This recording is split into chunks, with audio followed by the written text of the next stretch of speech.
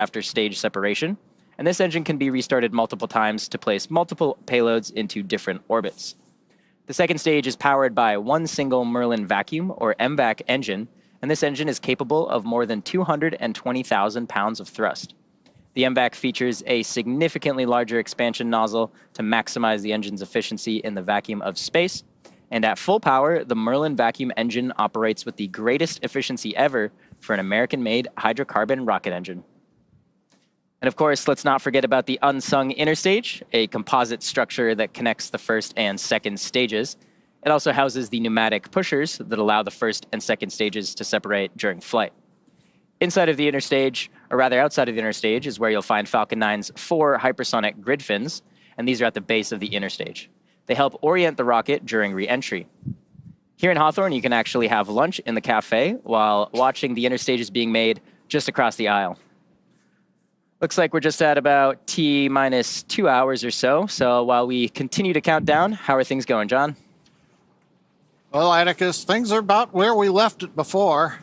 Inside T-minus 2 hours, you can see with the live shot there of the pad deck, looking at the 2 elevators we used a few hours ago to bring the crew up and the view up on top of the fixed service structure. We do have that light and the weather would be red. So the good news is when we made the decision to pause the countdown and go to the second T0, we avoided what would have been a scrub right now. Because as you may recall, once we begin loading propellant onto the Falcon 9 at T-minus 35 minutes, you're committed then. You've got to get down to 0 and launch or you're scrubbed for the day. Now, we did not start propellant loading at T-minus 35 minutes. A little bit of a status refresh. We got down to T-minus 44 minutes and 30 seconds approximately, and we called a pause or a hold in the countdown. We had just finished the electronic poll verifying that the Falcon team was go to load propellant into the Falcon 9, but we did not actually get that far. All evening or early morning, as the case may be, at Kennedy Space Center, we've been watching the weather. The launch weather officer had advised the team that a frontal boundary had come ashore in Florida. That was creating scattered cells that would pop up and occasionally violate the cumulus cloud rule, or in this case, as we just saw with the pad deck view there, or up on top of the fixed service structure, we were getting rain showers with rain higher up in the atmosphere than we would be allowed to fly through. So we continued to count down, fingers crossed, heading for that first T0, which was planned for 7:38 Universal Time. Inside T-minus 1 hour, it was still very uncertain whether or not the weather would cooperate for that first T0. The team took the decision down as far as they could inside of T-minus 50 minutes, trying to get the last little bit of information. But just as we thought we were going to press on and go with the original T0, we saw a cell pop up on the radar map that exceeded conditions. We looked at that and decided to go ahead and hold the clock. We heard the Corps then go back up, talk to the crew, tell them that we were held, and then we recycled to the second T0. Now we have 3 T0 opportunities. The first one is now passing us by as we get ready at 7 hours and 38 minutes Universal Time, 10 minutes from now, and that would have been a scrub. The next one that we are aiming for is coming up at 9 hours, 23 minutes, 49 seconds Universal Time, just under the 2 hours you see there on the countdown clock. There is a third opportunity if we need it at 11 hours, 15 minutes Universal Time. The problem we have is the weather is still uncertain enough that the team can't make a decision whether the second T0 or the third T0 is the best one. We're going to continue counting down, obviously, as you can see on the clock there. The scattered rain showers we see, those should clear out of the way. But we most recently had another no-go condition pop up. The surface electric field, essentially the measure of how the atmosphere is electrically charged, has violated criteria. We're going to continue to watch that. We think that one will clear. Primarily, we're continuing to worry about the cumulus clouds and the possibility of having to fly through rain on the way up the northeast coast of the United States as we head into the orbit at just over 51 degrees inclination. The Corps has talked to the crew on board Dragon. The mission director for Dragon, they have done their readiness polls. We've also checked with the SpaceX Falcon 9 team. They are go. Also, it appears that the next T0, there is no proximity warnings or concerns with any orbital satellites. Sometimes you have to move a launch window a minute or two if there might be a conjunction in space. Right now, it looks like we don't have any of those issues. The big question will be whether or not the weather is going to be go at the next T0. The other plan that we have is while we are in this hold for a little while, this is giving the Dragon and Falcon launch teams a chance to rotate people on and off console, take a few minutes break. It's been a long early morning for the team. Everybody continues to have support. So, we're ready to support anything that may come up, but we are giving the crew a chance to refresh. The next major event is we continue asking the launch weather officer, what's the forecast look like? What's the forecast look like? The next big one coming up will be at T-minus 1 hour and 30 minutes, just over 22 minutes from now. That's when Dragon is going to rotate the seats back into the launch position. The crew right now is sitting upright inside the Dragon that you can see there. The crew access arm, and there's a view of the crew in their upright posture, and then we'll rotate to horizontal into the launch position to get ready. That'll be a little later in the count than we had done it the first time around, but that's fine. The hatch is closed, leak checks, everything is copacetic in Dragon. So they'll get ready in an hour and a half and go back into the launch position in their seats. We'll continue to bring it down. We'll get inside T-minus 1 hour where we'll do another evaluation on what the launch looks like. And then fingers crossed, we'll be able to press past T-minus 45 minutes and get into the prop load at T-minus 35 minutes. Everything continues to look good. One reminder, the only people on the pad right now are the Dragon crew themselves, the 4 people inside the Dragon.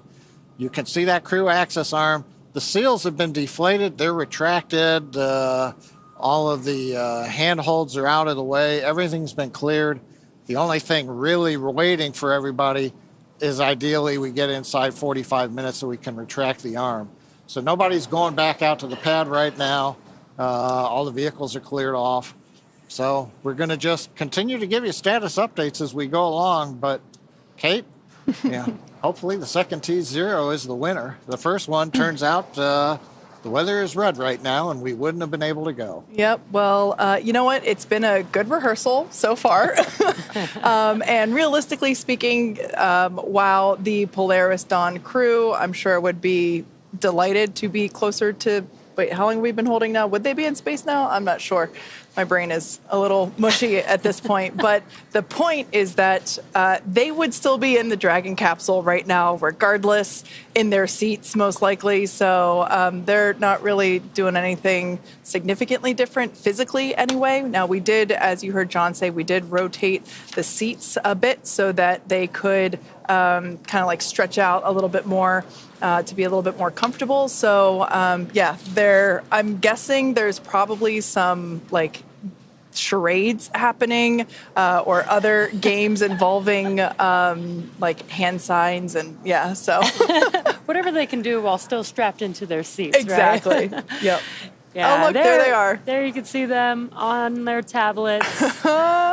All 4 of them on their them. tablets. I wonder if we've equipped those tablets with any games. I hope so. I mean, they'd have a lot more mobility in these EVA suits to be able to play some more games in these suits versus the IVA suits. Yeah, that is definitely true. Gorgeous shot there of 39A. Like we mentioned before, we are in a not quite a holding pattern because we're still progressing with the launch countdown, but we did have to reset the T0 clock due to weather, and we are fingers crossed that our second targeted T0 time will be more fruitful than the first one. Yeah, we are patiently waiting. It is T minus 1 hour and 49 minutes until our new T0. But yeah, the crew is patiently waiting, relaxing inside of Dragon.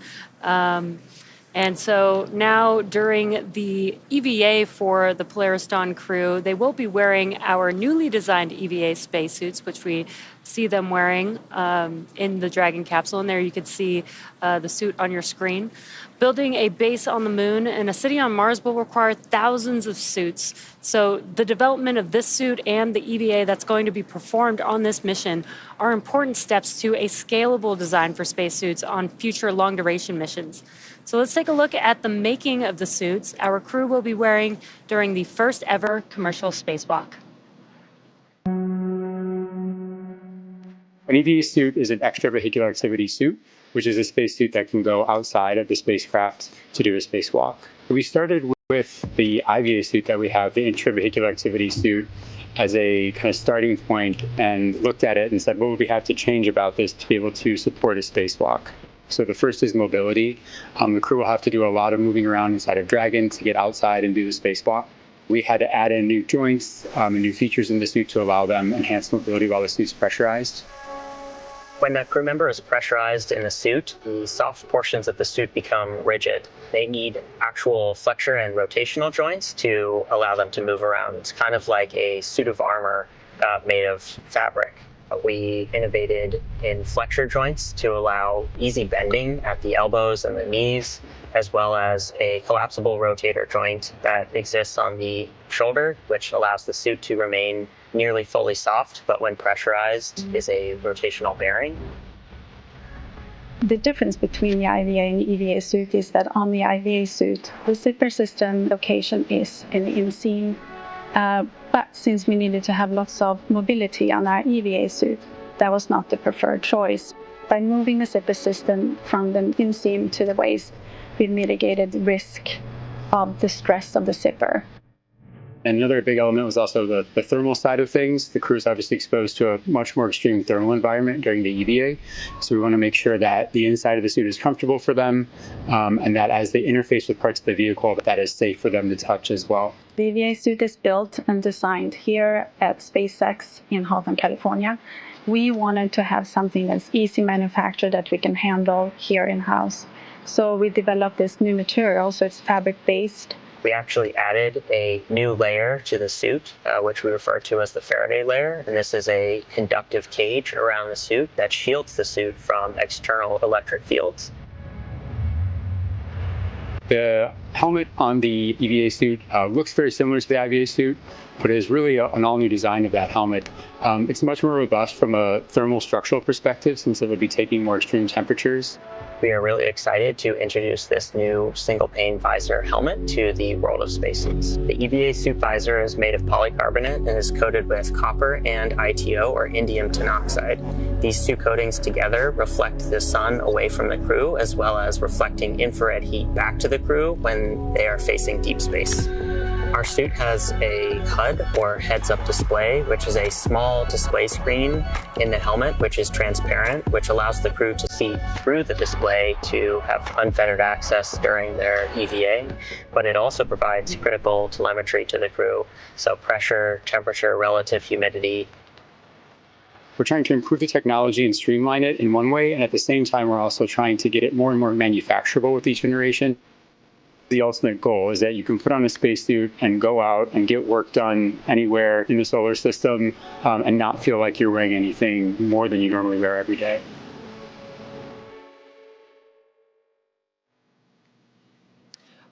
Love seeing how we have designed those suits from really the ground up. They look similar to the IVA suits, but there's so many enhancements and changes in order to make them suitable for an EVA, and we are definitely looking forward to seeing them in action in just a few days. But until then, let's take a look at how the actual EVA itself came together. Stands for extravehicular activity, and it's any sort of operation in space where a human is getting out of the spacecraft. So in the case of Polaris Dawn, we're going to be testing the mobility of the suit. We're going to see if the in-space operation matches the training we've done here in Hawthorne. There's really a lot of different things that can happen during an EVA, and this is the first step for Dragon and SpaceX. When I first started working at SpaceX, I never thought I'd be training a crew to do an EVA. It's brand new, it's so unique, we've never done anything like this before, and so we wanted to make sure we had the best possible training program for this mission. We want to see if we can train a spacewalk on Earth in a way that's representative of what it feels like in space. Even though only 2 people are going to be going outside during this first EVA, all 4 crew will be in EVA suits going down to vacuum. Dragon was always designed to vent to full vacuum, but we've never taken a full Dragon capsule down to vacuum, and this will be the first time we do it in space. We actually put crew into a chamber at Johnson Space Center in Houston and had them live the exact profile that they will experience, and making sure that no one actually experienced decompression sickness. We have a couple new training assets for Polaris Dawn to train the EVA specifically. The suspension system that we have is situated on top of the platform of our capsule simulator. The lines drop through the hatch. They attach to a single crew member inside the capsule. We can lift them up and get them situated so that they can egress the capsule and perform their tasks at Skywalker, the mobility aid. The Skywalker, what's amazing to me is a lot of people are going to think it's a metallic structure just bolted to the top of Dragon, but a lot of development effort, testing went into the Skywalker. So we actually used similar technology as we have in the Super Draco chambers to apply a thermal barrier coating to the outside of the Skywalker. That is going to be a really, really amazing mobility aid on the front end of Dragon. We also developed a sideways simulator, so we flip the hatch on its side. In the event the hatch fails to close, they can manually close the hatch. We had them do that in a sideways suspension system, so gravity isn't helping them close or helping them open that hatch mechanism. It's new development for Dragon, it's new development for SpaceX and the industry as a whole. So this is a great example of where Polaris Dawn is forcing the team to innovate in a way that adds safety and reliability to every Dragon mission going forward. That's this huge challenge for us to go solve, but that's also an opportunity for us to solve the problems that we have to go figure out anyway for our larger goals, like putting people on Mars. The Polaris Dawn objectives are the first step towards that ultimate flight with humans inside of Starship, which is right along the SpaceX development path that we have towards getting to the Moon and Mars.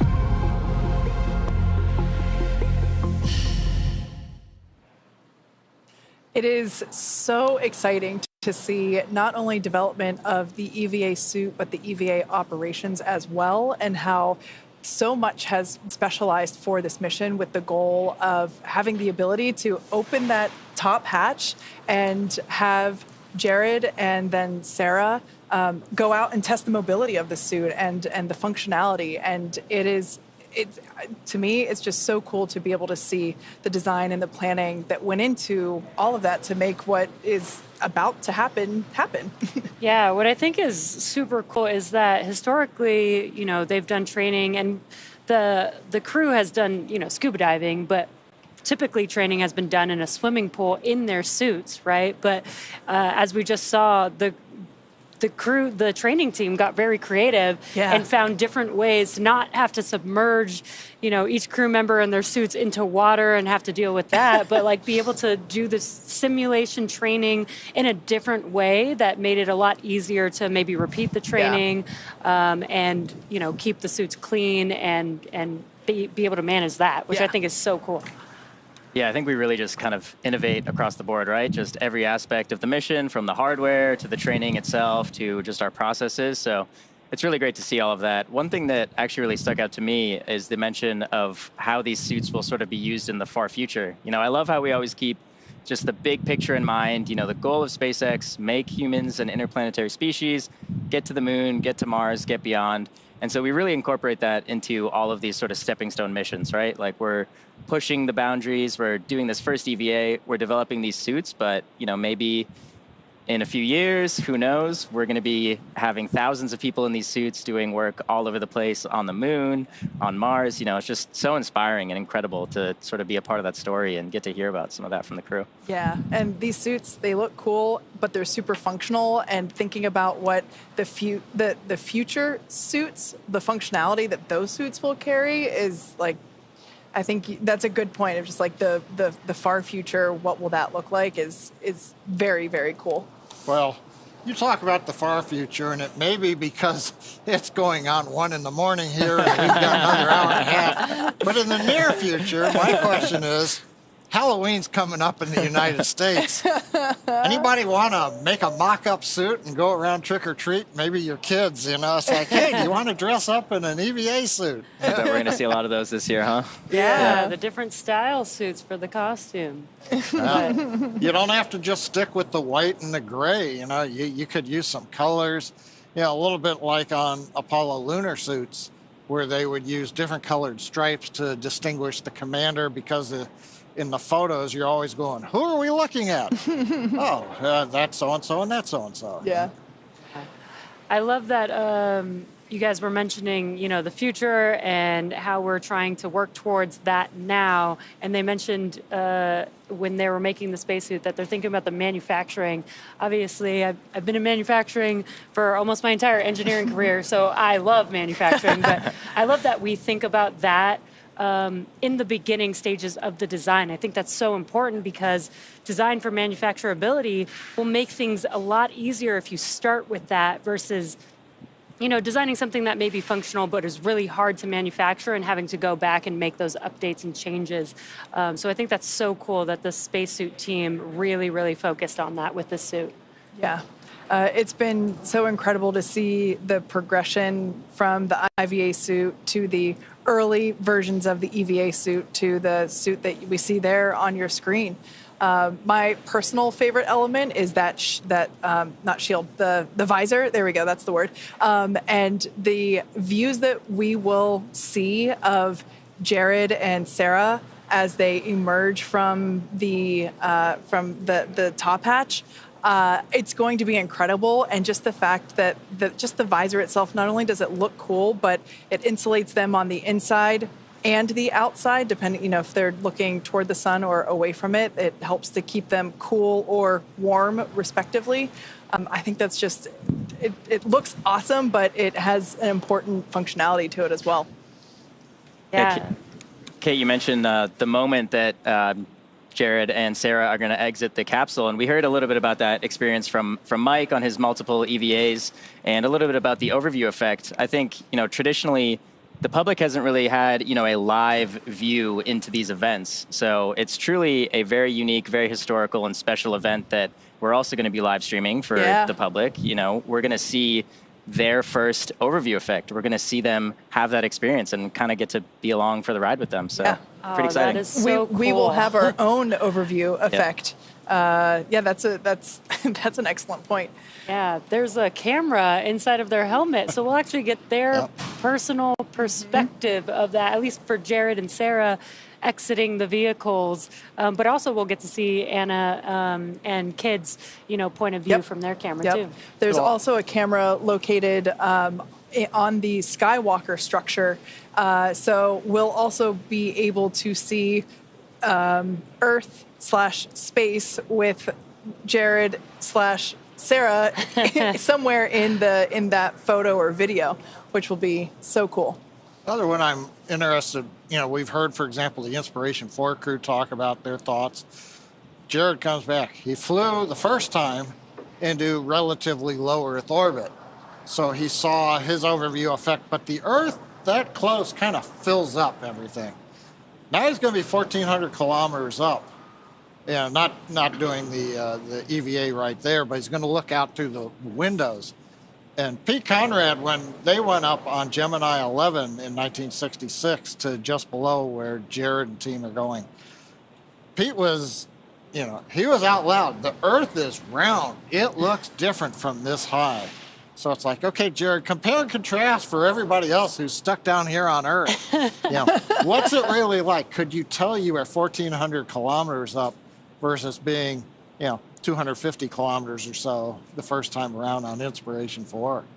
Yeah, and even just the different viewpoint of having the cupola versus not, and, being able to stretch your arms out and not hit the domed structure would certainly be an experience. Although it's one of those things where it's like when you get on the roller coaster, you're told keep your hands inside the ride at all times. We know they have certain motions they're going to be doing to test out the mobility of the suit, but I hope they'll have an opportunity to just chill for a minute in the time that they are up there, because they're going to be seeing some incredible views.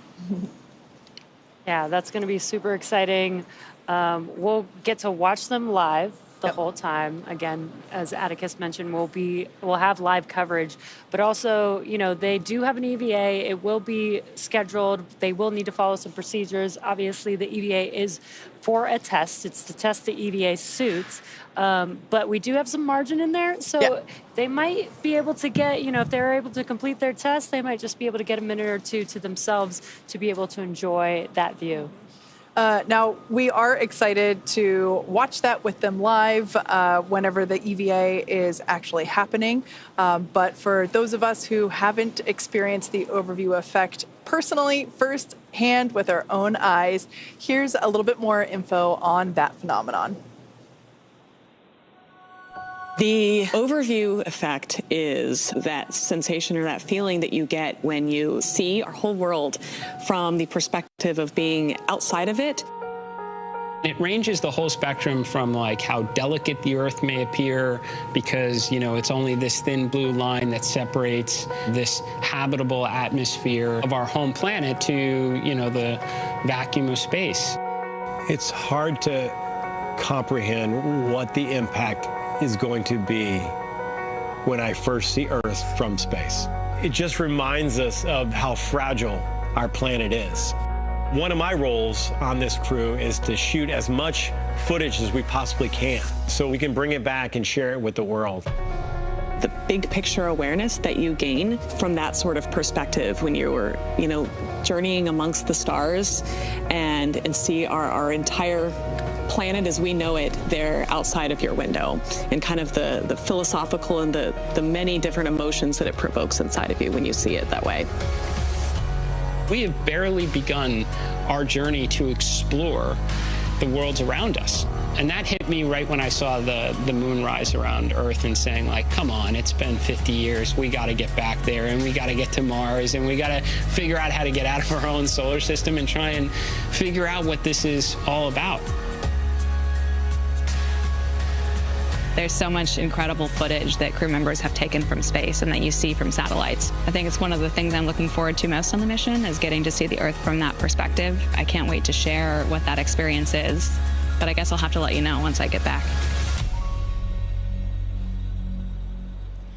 As you might imagine, the Polaris Dawn crew has spent a lot of time together through all of the training and preparation for this mission, and naturally that fostered some great camaraderie. So let's hear what the crew had to say about their team bonding. I have so many wonderful memories working with this crew. One of the memories that stands out to me is back at the beginning of our relationship formation, and that was when we were climbing Cotopaxi together. The highs and lows of that experience and the mental toughness required really helped break down barriers and create a platform to form a trust. I mean, you want to talk highs and lows. We were literally jumping out of airplanes. I think it just taught us an awful lot about each other, and moments of like unbelievable happiness and super lows where things weren't going to plan. Mountains, flying fighter jets. Honestly, I think it's just the mundane moments that we have together to gel as a crew, and relying upon your crew, knowing when we need to ask for help. We each do have things that we're not going to be the best at. We're not going to need to do everything. We can distribute the load to maximize what each person is bringing to the team. It's been such an adventure learning with them, learning about them, learning how to work with them. I don't think 5 days is going to be enough. It is awesome to think about getting to live and work with each other for 5 days in this capsule. Getting to be with them while floating in space, doing work to contribute to long-term endeavors of human space flight. I am just so thrilled and excited and look forward to it.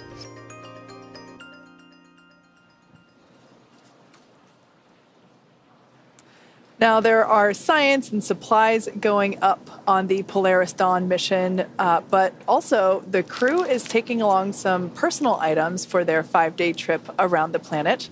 We caught up with the crew during training to get a little more insight on what each of them are planning to take to space.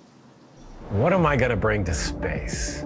I've thought long and hard about this one. A book that I co-authored about a mama dragon that ends up training and flying to space.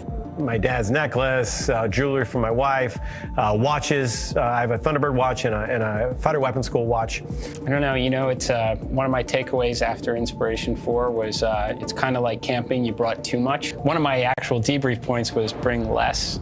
When I got married to my husband, we went to the store and picked up a Cat in the Hat book. For our entire wedding, all of the ceremony was taped in this book, all of our vows were taped in the book, and then it got passed around and all the speeches got added to the book. And so it's just a very fun collection of very special memories captured in a very endearing Cat in the Hat book. I'm going to bring this big hunk of metal that will go higher than anyone has ever flown in Earth orbit. I'd love to be able to have some sort of a memorabilia for everyone who contributes to this, of which it's pretty hard because there's 10,000 plus SpaceXers. I guess I wish I could bring something for everyone who's made a difference in this program. I will, in particular, get to read this story from space to my kids here on Earth, as well as some of the brave kids of St. Jude Children's Research Hospital. And I think that connection moment while I'm up there floating in space is something I'm just really excited to have the opportunity to have. So as you can see here on your screen, the Polaris Dawn crew, the seats have rotated back into the launch position. So that is a good sign. Everyone remains comfortable, buckled into their seats. We're now just under an hour and a half until the next launch opportunity. And we are keeping our fingers crossed that the weather cooperates better this time than it did last time. So we saw a little bit there about what these 4 individuals are taking with them into space. I think Jared's advice was kind of interesting. Take less. I kind of agree with that. I personally would probably just take my wedding ring, some flower seeds to plant, and my favorite book. Speaking of which, we already mentioned it earlier, but it's just such a beautiful book. This is a book that Anna actually co-authored, and it is basically just like a story for her children, and she's taking a copy with her to space. And I'm going to order one for myself and very kindly ask her to sign it when she gets back. Yeah, that's pretty cool that Anna gets to bring something that she wrote and created onto the vehicle with her. But Atticus, what would you take? I don't know, maybe just some popcorn, some candy, some soft drinks, some snacks. Yeah, some snacks. It's a long trip potentially. So. Would you save any for you to eat when you came back to Earth? Or oh, that's a good idea. Yeah. Maybe share with my friends some space candy. There you go. Some gifts. What about you? Oh, I would definitely have to bring a basketball. Of course. Basketball has made me who I am today, but what I really want to do is bring Space Jam to real life. That's my plan. Amazing. Yeah, John, your basketball will be your zero-G indicator. That is genius, John. Or a Nerf ball. Yeah, Nerf basketball. There we go. Not for a mission with an EVA operation, though. Oh, yeah. John, what would you take? I'll be more of a sentimentalist. When I was in the Air Force, working Titan launch vehicles, not the ICBMs, but the above-ground launch vehicles, the Air Force only had one way to distinguish, and that was to give you a rocket badge that you would pin on to your uniform shirt. And so it said, yes, you're working launch vehicles. Well, I've had that since 1980 when I started working launch vehicles, and it's actually been to space and back on a Falcon 9 first stage.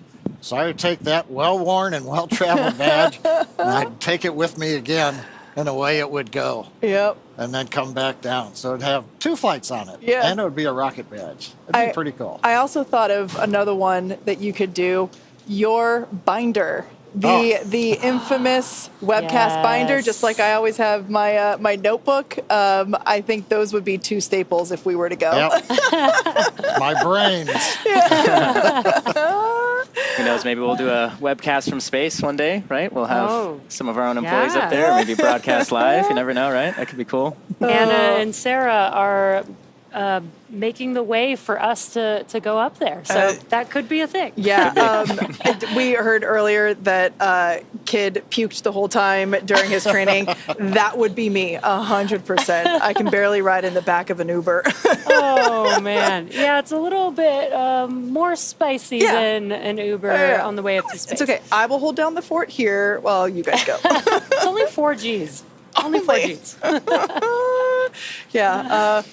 Anyway, we are continuing to count down to the next launch opportunity for the Polaris Dawn crew.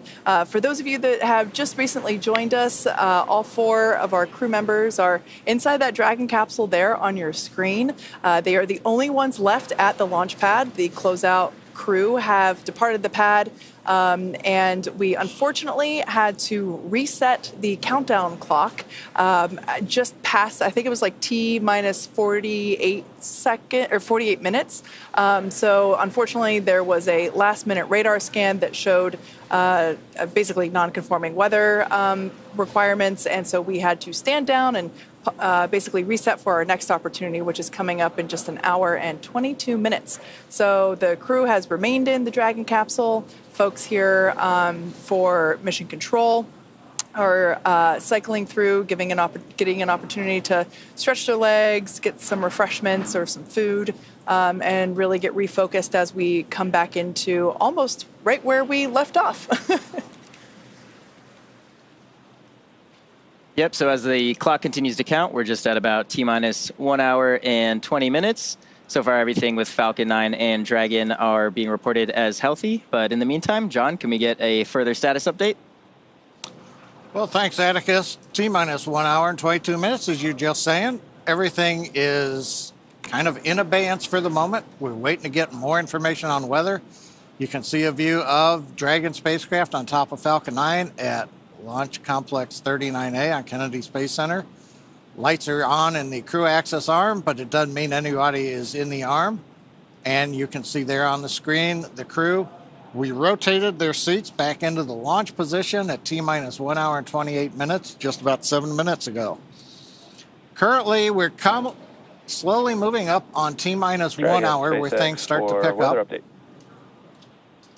And here comes the weather update. All weather rules just cleared about 30 seconds ago, so we have a green range for weather rules, and we'll have our SpaceX meteorologist fill you in for the next T0. It's great to hear, and stay by. And Dragon SpaceX weather officer here. We did violate a number of launch rules for that cumulus that popped up at that initial T0, so made a good call there from the whole team, SLD 45 and all. and we are tracking a much better POV for this next T0. The elbow is tracking a 35% chance of violation, and if everything holds as it currently looks for another 20-30 minutes, we should be able to step that POV down. But overall, looking good for this next launch attempt. And copy that, Weather Officer. That's really great to know. 35% presently for POV and should be stepping down in the next 20 minutes or so. Good to hear.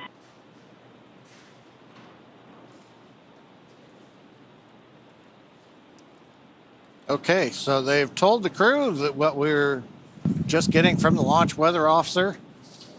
The first launch attempt we had to hold as we got inside T-minus 45 minutes.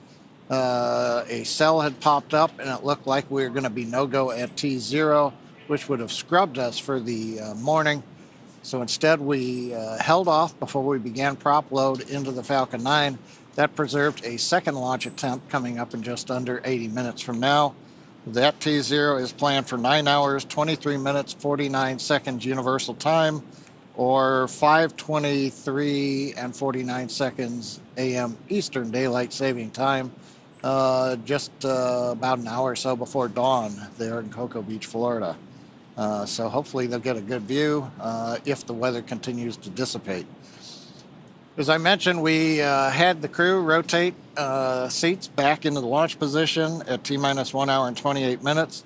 On the SpaceX Falcon 9 side, the launch chief engineer is going through a technical readiness poll, making sure that the Falcon team is ready to pick up the count as we get inside T-minus 1 hour. Also, amplify a little bit on the launch weather officer. It's always interesting. A probability of violation, or POV as they call it, of 35%. So that means essentially 1 chance in 3 of violating the weather constraints that we would have for a launch. It's interesting. An optimist would say it's a 60% probability of good weather. You know, I don't know why we do the probability of violation, but that's the history. It's been that for as long as I have known it. The big thing that is changing is that the weather was fairly chaotic over the last hour. It's very hard to model and predict as the boundary layer was coming ashore. What they're seeing right now in the weather radar is the boundary looks like it's dissipating. And as the Corps told the crew and the weather officer amplified, we ought to know more in about 20 minutes as we get down close to T-minus 1 hour, in which case the probability of violation may actually decrease, give us an even better chance.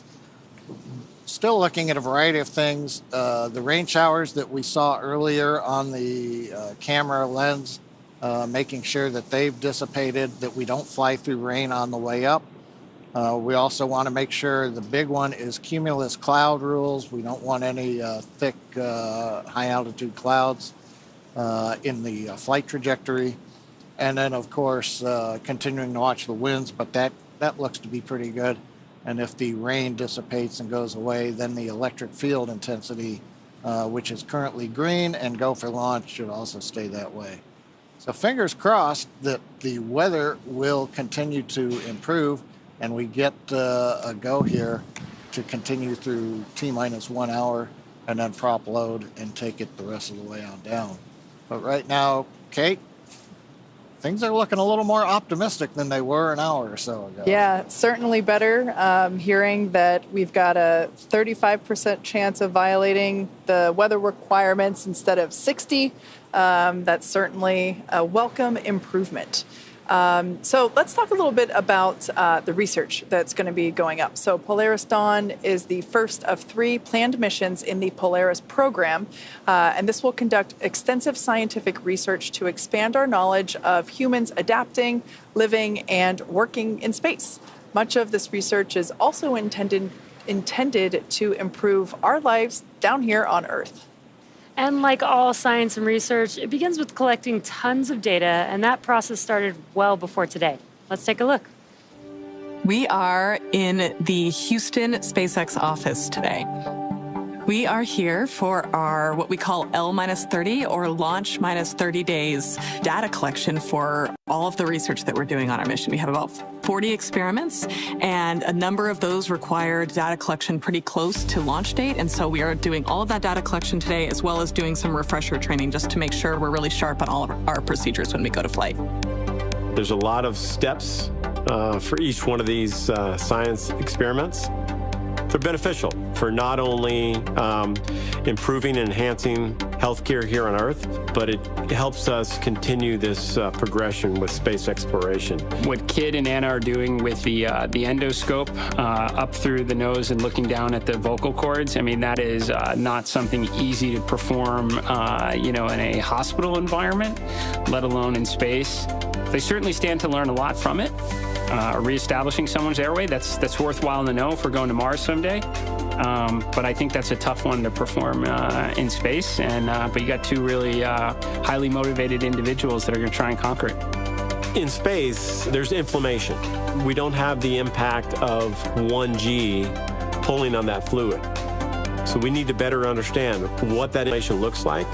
And once we have a better understanding, we can develop the procedures and the equipment necessary to handle any type of triage situation. When we stepped into this virtual reality scenario, I think Kid and I liked it a lot because they're flying a spacecraft on Mars to kind of gather like hand-eye coordination, motor skills, some cognitive abilities now, and then they're going to compare it to post-flight as opposed to whether or not we can successfully land on Mars. One of the unique things of our missions, they're 3 to 5 days length. You maybe can't study the super long duration things, but what you can study is what happens immediately when you get up there and how soon these things start to take place. So this big problem in the astronaut community is called SANS, and it's where the astronaut's eyesight and ocular health start to degrade over time. So they will be wearing a contact that actually makes them look like a cyborg. It has little coils that can measure the interocular pressure, and then we can start testing countermeasures that might actually be able to prevent some of those negative effects. We are doing an experiment called GDS disorientation, and this experiment, we wear a set of electrodes that sends electricity essentially through our brain between our inner ears and stimulates a disorientation and an imbalance to train astronauts' adaptation to different G environments and hope to quicken that readaptation. One of the things that we're doing with ultrasound is we are going to be collecting imagery of our veins and identifying whether there's actually bubbles forming when we are changing cabin pressure. It's very possible that nitrogen will bubble out into our blood. If we see bubbles, it will be completely normal and okay if we do see bubbles, but we are hoping to capture that on ultrasound. In order for us to become multiplanetary, we've got to overcome some of these challenges associated with space exploration on longer duration missions. What we gather on orbit in a zero-G environment, in a vacuum, will help us continue this cause in furthering space exploration.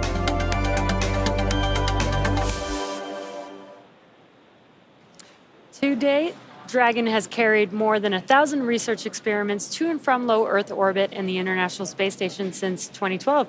Whether it's returning time-sensitive experiments from the International Space Station or bringing back science performed inside the spacecraft while in orbit, Dragon safely returns at home.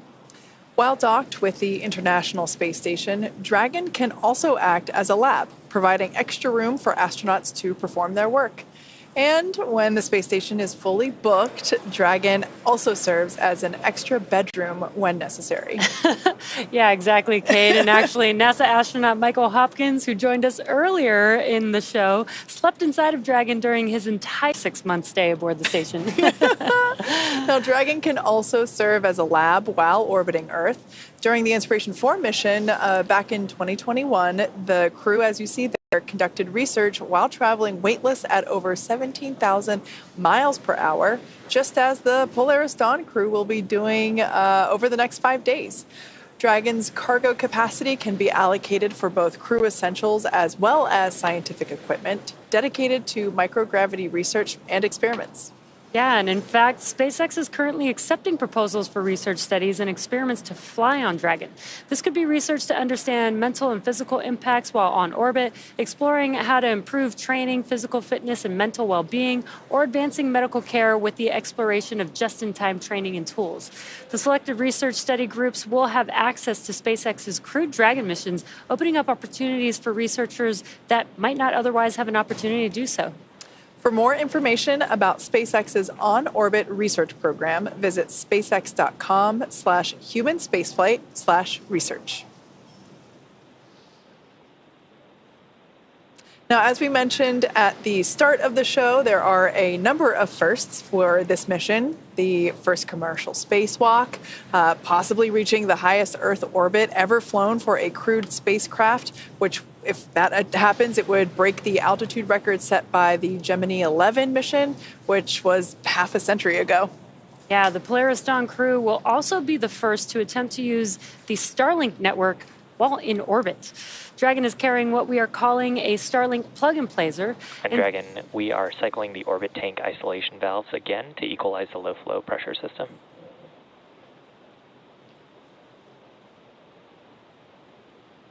Copy that, SpaceX. We're following. And just a quick update from the core to the crew. Dragon is carrying what we are calling a Starlink plug-and-placer, and inside Dragon is a router connected to a user terminal in Dragon's trunk. Now, this terminal will be linked to the new plug-and-placer device that is mounted on board. And all of this will be responsible for establishing and maintaining a laser communications link with Starlink satellites, which will be in orbit about 200 kilometers below Dragon. Using this hardware, Dragon will attempt to talk to Starlink the same way Starlink satellites talk between themselves with lasers. No one has ever flown a laser communication system on a human-rated spacecraft before, so there's a lot to be learned. If this works, the plug-and-placer could provide the first high-speed internet experience for people traveling in space. Yeah, this technology will also help here on Earth by facilitating healthcare access and connectivity to underserved communities around the world. The Polaris program is donating Starlink to St. Jude Global partners in 5 countries. Strong, reliable internet will help support the St. Jude Global mission by providing partners greater access to online medical conferencing, case and imaging sharing, and diagnostic assistance. Hospitals and foundations that are part of the pilot program will be able to provide better care to patients thanks to high-speed, low-latency broadband internet.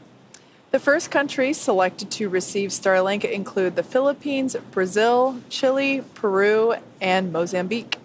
The Polaris team is also donating Starlink to 100 schools in Chile and Brazil, striving to increase internet connectivity, which can improve education and telemedicine efforts for communities in need. The Polaris Dawn crew actually had a chance to hear from the students in Chile after Starlink was installed.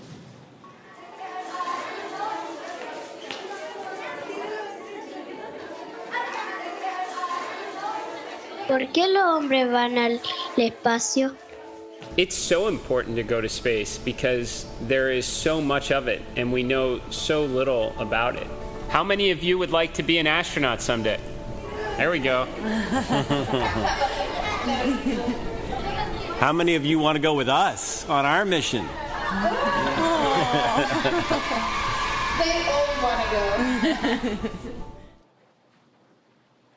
Starlink is also enabling the rapid development of SpaceX's Starship vehicle, which just completed its 4th flight test in June. Starlink on Starship once again enabled real-time telemetry and live high-definition video throughout every phase of entry, with external cameras providing views all the way to the flight's conclusion. Down at Starbase, Texas, we're continuing to build, test, and fly the world's most powerful launch vehicle ever developed. SpaceX's ultimate goal is to make life multiplanetary, and Starship is the vehicle that will get us there. Starship is a fully reusable transportation system designed to carry a massive amount of cargo and large numbers of people to Earth orbit, the Moon, Mars, and beyond. Starship will be capable of carrying up to 200 metric tons to orbit and up to 100 passengers. And we're still in the testing phase, but major milestones like flying at a high cadence, full reuse, and on-orbit refilling are key priorities. We're We're also building a second Starbase launch tower to further increase Starship's flight opportunities. This will also allow for continuous upgrades to the towers while continuing to launch. Now, also in testing, our engineers are proving out all systems necessary to make a trip to the moon possible, such as propulsion, life support, and even the elevator that will take the crew and cargo from the Starship hatch opening down to the lunar surface. In partnership with NASA, Starship will put the first Artemis astronauts on the moon. The vehicle will perform one uncrewed demonstration flight before the Artemis 3 mission. You are go for section 5 of 4.100. Report when you are go for launch. And copy that, SpaceX. We're stepping into section 5, 4.100. All right, so just the core syncing up with the crew, informing them that we are continuing with the launch countdown. So I was talking about the Artemis 3 program, the Artemis program, specifically the Artemis 3 mission, and how the Starship vehicle, like the one that you see there on your screen, will perform an uncrewed demonstration mission before the Artemis 3 mission. And that will be the first human surface expedition since 1972. With the ability to deliver cargo and people to the lunar surface. SpaceX, section 5, 4.100. Crews go for launch. All right, that is... Copy, crew is go for launch. Music to our ears. Crew is once again still ready for launch. So with the ability to deliver cargo and people to the lunar surface, we'll be ready to help humanity build a sustainable presence on the moon and learn how to live off-world before the next step to Mars. When the time comes for humans to explore the moon and beyond, they'll have to take everything with them for a surface expedition. Building bases or even cities will require huge amounts of cargo and eventually crew, and that's where Starship comes in. This year is shaping up to be a busy one for Starship. As we mentioned, we completed the fourth flight test of Starship on June 6th down in Starbase, Texas, as you see there. The Super Heavy booster lifted off successfully and completed a full duration ascent burn. Starship executed another successful hot stage separation, powering down all but 3 of Super Heavy's Raptor engines and successfully igniting the 6 second stage Raptor engines before separating the vehicles. Following separation, the Super Heavy booster successfully completed its flip maneuver and boost back burn to send it back towards its splashdown zone. The booster's flight ended with a landing burn and soft splashdown in the Gulf of Mexico, 7 minutes and 24 seconds into flight. The landing was caught by both the onboard camera as well as one of our marine buoys. Meanwhile, Starship's 6 second stage Raptor engines successfully powered the vehicle to space and placed it on the planned trajectory for coast. Starship made a controlled re-entry, successfully making it through the phases of peak heating and maximum aerodynamic pressure, demonstrating the ability to control the vehicle using its flaps while descending through the atmosphere at hypersonic speeds. And speaking of those flaps, Starship provided live video throughout re-entry via SpaceX's Starlink satellites, providing most spectacular views. And we all cheered on the little flap that could as it hung on with the last strings for dear life. Now, these Starlink-enabled views, they were incredible, and we're looking forward to having similar incredible views on Polaris Dawn. Yeah. Flight 4 ended with Starship igniting its 3 center Raptor engines and executing the first flip maneuver and landing burn since our high-altitude test campaign, followed by a soft splashdown of the ship in the Indian Ocean about an hour and 6 minutes after launch. The 4th flight of Starship made major strides to bring us closer to a rapidly reusable future. Its accomplishments will provide data to drive improvements as we continue rapidly developing Starship into a fully reusable transportation system. Now, looking forward to Flight 5, we're getting ready to attempt the first ever tower catch of a booster. Now, returning the booster after launch is a core capability to Starship, becoming rapidly and reliably reusable. And speaking of rapidly, as of August 21st, we had both towers fully stacked, which is so incredible to see. That's a real photo. That's awesome. So stay tuned for exciting updates as we get closer to this next launch. And as always, excitement is guaranteed. Now, for those that have just recently joined us, you picked a great time because we are exactly 1 hour and 1 minute and 13 seconds away from launch. Welcome back to the coverage for the Polaris Dawn mission. The Polaris program is a first-of-its-kind effort to rapidly advance human spaceflight capabilities while continuing to raise funds and awareness for important causes here on Earth. The program's goal is to demonstrate important operational capabilities that will serve as building blocks to help further human exploration to the Moon, Mars, and beyond. Polaris Dawn is the first mission in the Polaris program. The program will consist of up to 3 human spaceflight missions that will demonstrate new technologies, conduct extensive research, and ultimately culminate in the first flight of SpaceX's Starship with humans on board. The Polaris Dawn crew will be performing some incredible firsts in space, including the first ever commercial spacewalk. And this mission will fly higher than any Dragon mission to date, attempting to reach the highest Earth orbit ever flown for a crewed spacecraft, breaking the record set by Gemini 11 half a century ago. The crew will also be the first to test Starlink laser-based communications in space. They will orbit the Earth for up to 5 days before splashing down off the coast of Florida. And over the course of their mission in orbit, the crew will conduct a wide range of research in microgravity designed to advance both human health on Earth and our understanding of human health during future long-duration spaceflights. Now, liftoff time is still holding for 5:23 a.m. Eastern, and we're currently tracking no technical issues with Falcon 9 or Dragon. The range is green, and weather at the moment is cooperating, but the last POV that we had was 35%, and we heard that it was going to improve as we get closer to T0, so fingers crossed it stays that way. Now, over the last more than 3 hours, I think more like 5 hours at this point, the Polaris Dawn crew donned their SpaceX suits and were then transported to the pad where our crew entered Dragon spacecraft, the one that you see there on your screen.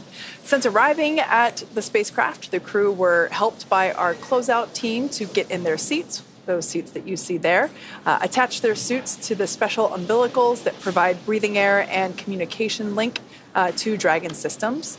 They conducted successful leak checks and communications checks with the core here in Hawthorne, and that is the person who they will be speaking to directly throughout the mission. That stands for Crew Operations Resource Engineer. Yeah, and the closeout team was able to seal the hatch, which also gets its own leak check. And the closeout team has already departed the pad. Once that hatch was sealed, they were able to clear the area and clear the pad.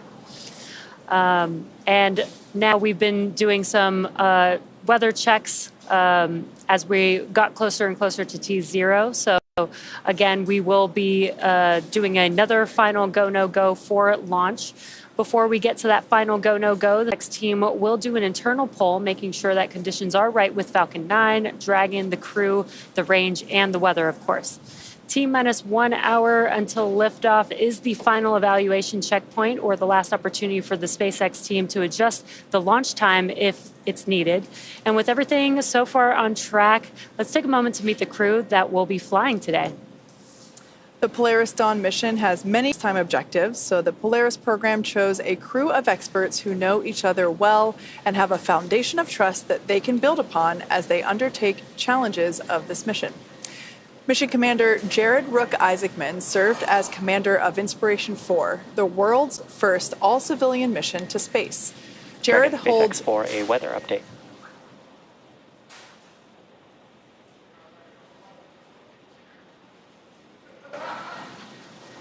Go, SpaceX. Dragon, we are currently go for launch. Updated probability of violation is 20%. So with that, we are going to be pressing towards T02. We'll keep you updated if any other weather comes through. Hey, copy that.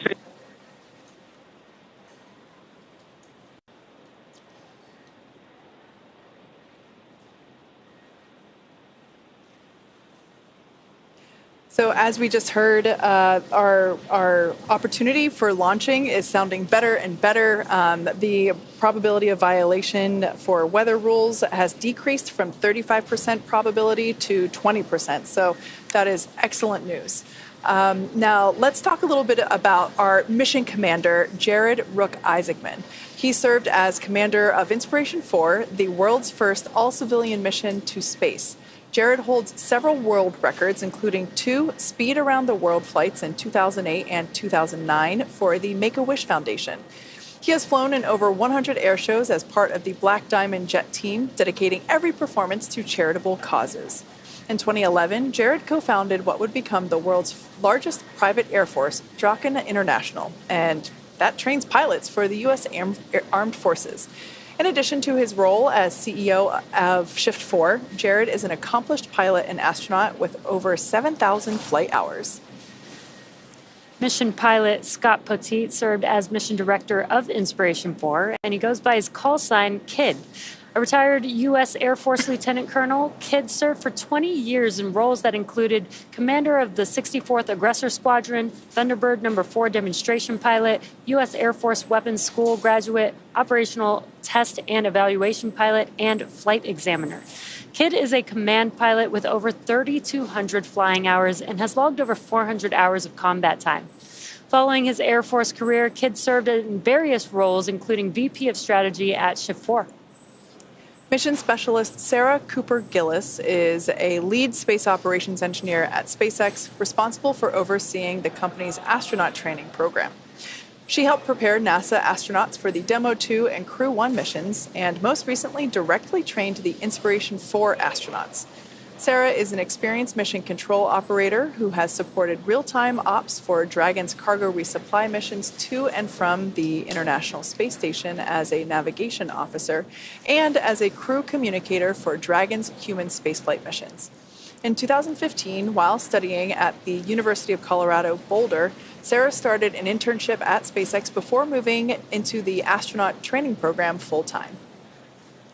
And to cap off the Polaris Dawn crew, mission specialist and medical officer Anna Walker-Menon, who also serves as a lead space operations engineer at SpaceX, where she manages the development of the crew operations and works in mission control as both a mission director and crew communicator.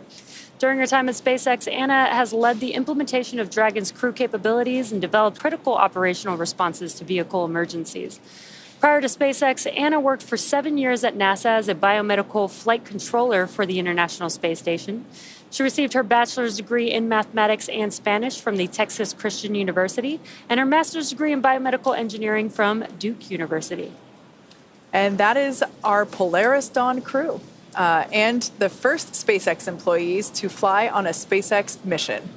Anna and Sarah also supported Inspiration 4 and actually served as trainers for the crew of that mission. So I can only imagine how incredible and the feelings that they have and how wild it is to experience a launch from the other side of the mission. Now, as the Polaris Dawn crew prepared for this mission, they had a pretty cool opportunity to sit down with a legend of spaceflight, Apollo astronaut Charlie Duke, one of only 4 surviving moonwalkers from the Apollo program. He flew on the Apollo 16 mission to the lunar surface in 1972, and more than 50 years later, he had some great advice for our crew in advance of the first ever commercial spacewalk. Commit, and we have a liftoff. The swing arm moving back. I can see all the way to the ground, just like flying the LTV. Piece of cake.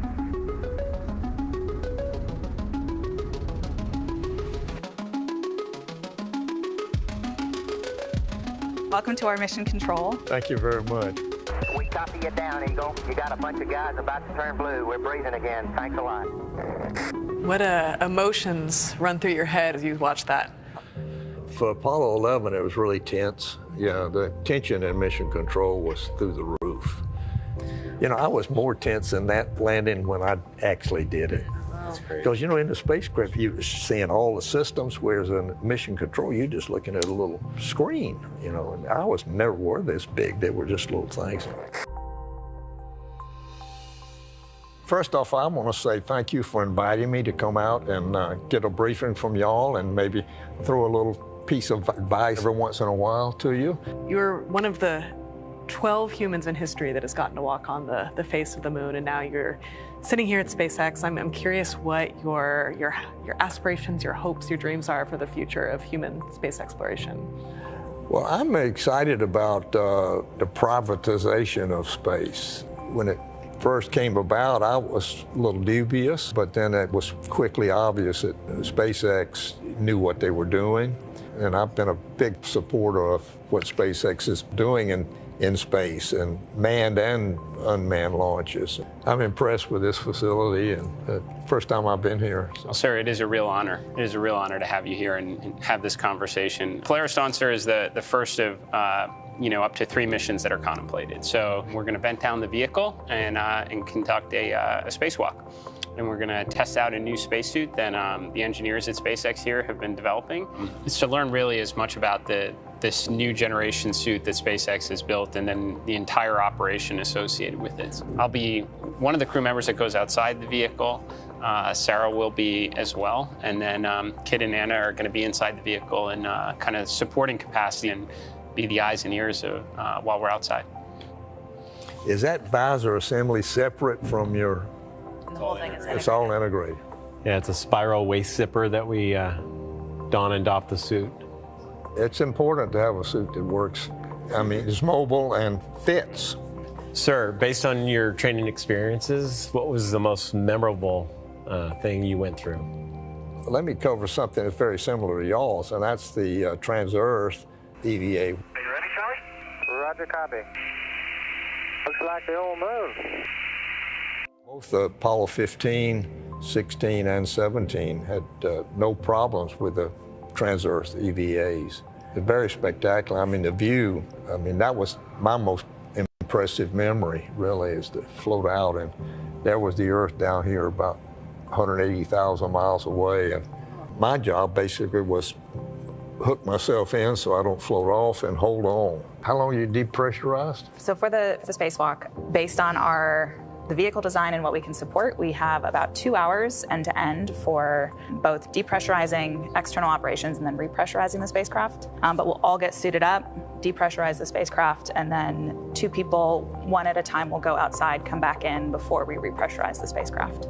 My advice is don't let go. That's good advice. I wish you well, and thank you. The goal of SpaceX is to build technologies necessary to make life multiplanetary. And this is the first time in the 4 billion year history of Earth that it's possible to realize that goal. Missions like Polaris Dawn are helping accelerate those efforts by developing and testing technologies that will enable humans to live and work in space, while also improving life for us here and now. I'm a total believer in the SpaceX mission and vision. I think the world is a more interesting place when you can journey among the stars. I believe that a lot of the questions that human beings have asked themselves since the beginning of time are probably out there, and we've barely scratched the surface, and SpaceX is trying to change that.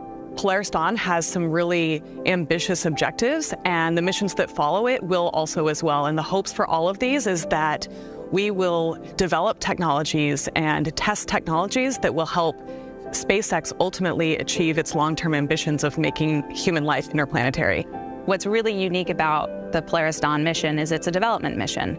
So not only are we taking the basic fundamentals of how to live in Dragon and operate the spacecraft, but we're now adding whole new operations for new suits, new systems, a new repressurization system in the capsule. There are whole new procedures for executing the spacewalks. We are doing incredible things, and we are changing the world, and we are making history. The men and women of this organization, the level of intelligence, it's unmatched. And that's why we're so passionate about our mission and about what SpaceX is continuing to do with their vision to further space exploration. There's a lot of things that you can be on either side of debate on, but for sure, it's okay to put a small percentage of our resources in advancing our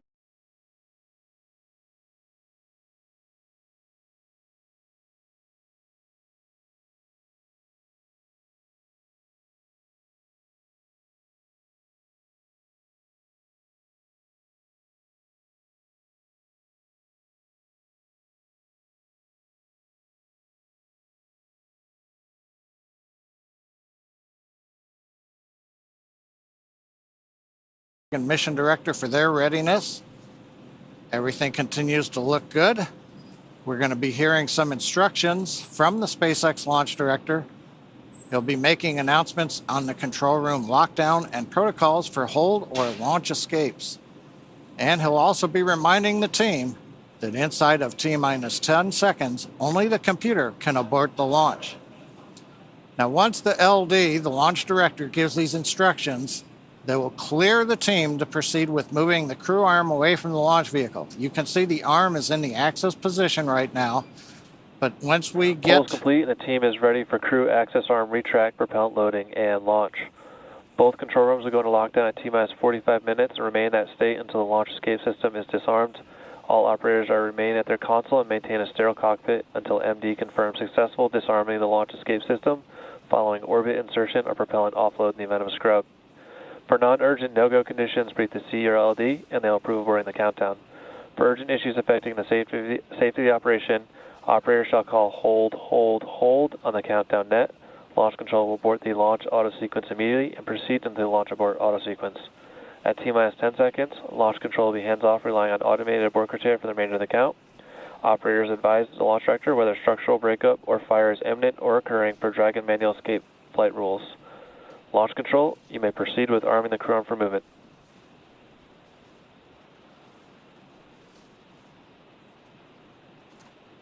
We've heard the instructions. We're waiting to hear them inform the crew that access arm retract has started. We're also watching on the monitors as we see the crew access arm, waiting for it to begin into motion.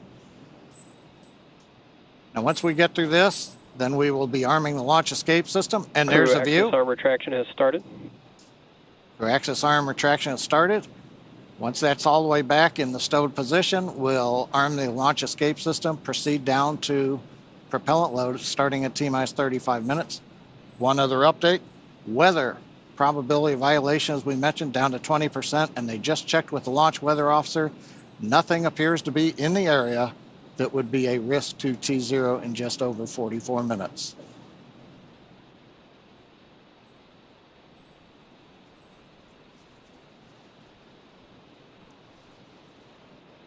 And Jesse, you can see crew access arm starting to come back now.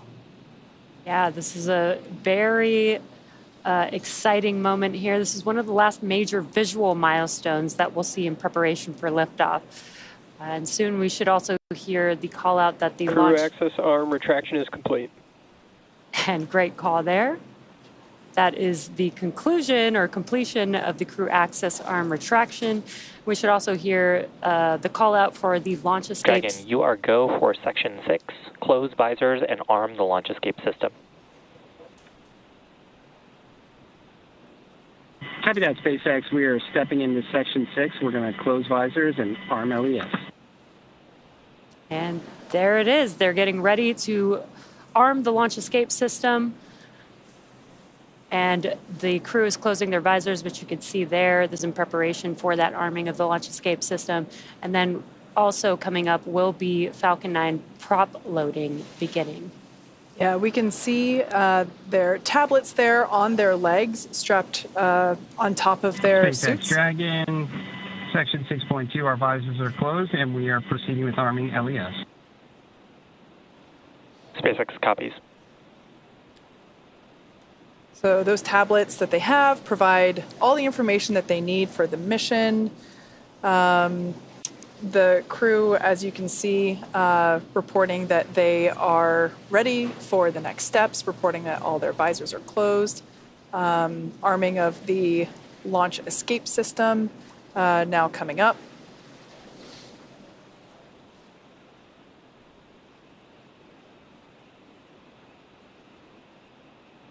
And we're just waiting for the call out. Launch escape system is verified armed. Copy that, SpaceX. We show the same. Yep, that's SpaceX good news. Dragon, we're closing out 4.100. 4.100, a reference to SpaceX copies, closing 4.100. That's a procedure the crew is running on their tablets.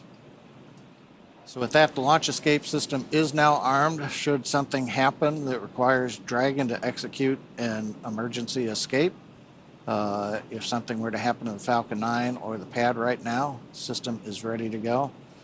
There's another key reason. Once we got the crew access arm back, we went right into arming the launch escape system, because once that system is armed, should we need to have the crew leave but depart via the crew access arm, that arm took a minute or so to retract. It can actually come back into the support position much faster than that. So there's a high-speed mode, but that high-speed mode requires that we be in the armed configuration so that it'll be enabled. So if that was needed, the crew could then leave the hatch, go down the arm, and depending upon the direction, they can take the elevators. The elevators are currently at level 255. When the ground team left the pad, they send the elevators back up. So if the crew needs them, they're right there. And of course, we have the slide wire basket system on 39A is another way. So there's several ways if the crew had to leave. But the good news is, coming up 40 minutes before launch, everything continues to go well, technically, on Falcon 9 and Dragon, and it looks like the weather has begun to cooperate now.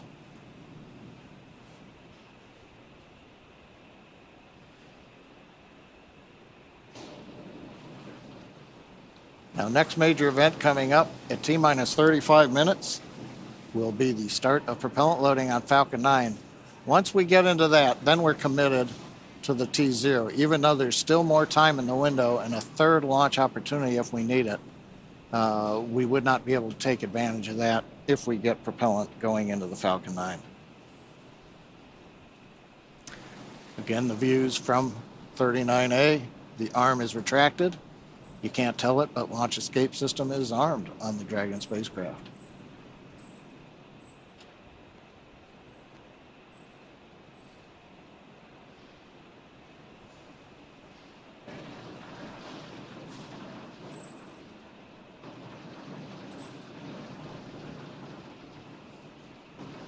Quiet right now on the nets. Team is mostly just waiting for the clock to get to 35. And this is getting pretty exciting. You know, we were very close to this point about an hour and a half ago. And again, we did make that call due to weather to move the T0. And we did that prior to propellant loading, because once we start propellant loading, we're basically committed to that T0, which was a great call, again, from the team on monitoring the weather and going for the second T0, which has a much better probability of good weather at the T0. So very, very exciting. Yeah, definitely. We were operating at a 60% probability of violation, i.e. 40% favorable at the original T0. Called it off just before prop loading. And now, fast forward to hour and a half, 2-ish hours later, you know, we're now closer to 20%, or not closer, we are at 20% probability of violation, so 80% favorable. So definitely a significant increase. And as you said, stepping into prop load is a pretty strong vote of confidence that we're going to be able to make it. Hopefully, fingers crossed, there is always that 20%. But we are optimistic that we're going to see our Polaris Dawn crew in orbit sooner than later. And it shows, you know, this is a perfect example of, you know, why we have all these procedures and these milestones where we're checking in throughout the countdown to make sure that, you know, we have opportunities to make the right decision, again, for safety being the number one thing that we're always looking out for, especially with crew on board, but just for any mission. And we were able to... tanks will vent for the start of propellant load in 5 seconds.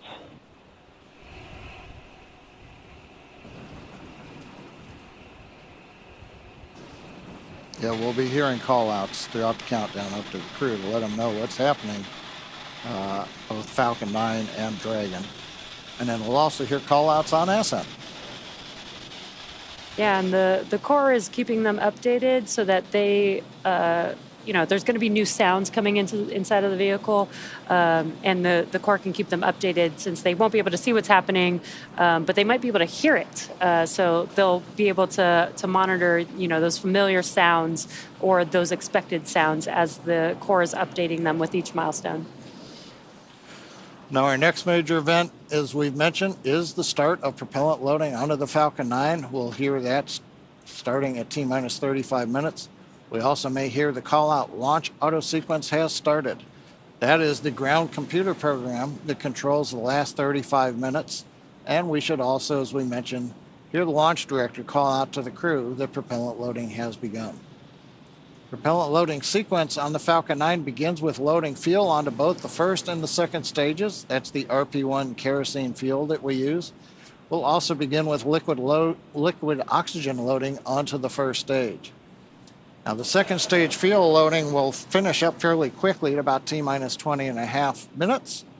And then 4 minutes after that, we'll begin loading liquid oxygen onto the second stage.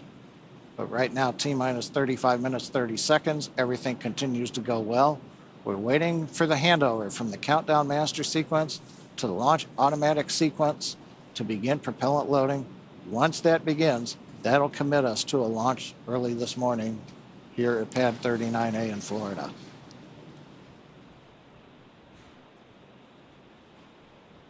We'll listen in now for the start of propellant loading. The launch auto sequence has started. And great call out there. We just heard that the launch auto sequence has begun. This means that propellant loading has begun on Falcon 9. Now we are T-minus 34 minutes and 45 seconds from liftoff. Dragon was loaded with its propellants about a couple weeks ago, just a few miles down the road at what we call Dragon Land. In order to fly, Dragon needs a fuel and an oxidizer. And for the fuel, we use monomethylhydrazine, or MMH, and nitrogen tetroxide, or NTO, for the oxidizer. Now, together, these propellants feed the Draco engines that maneuver Dragon on orbit, as well as the 8 Super Draco engines that would power the launch escape system in an abort scenario.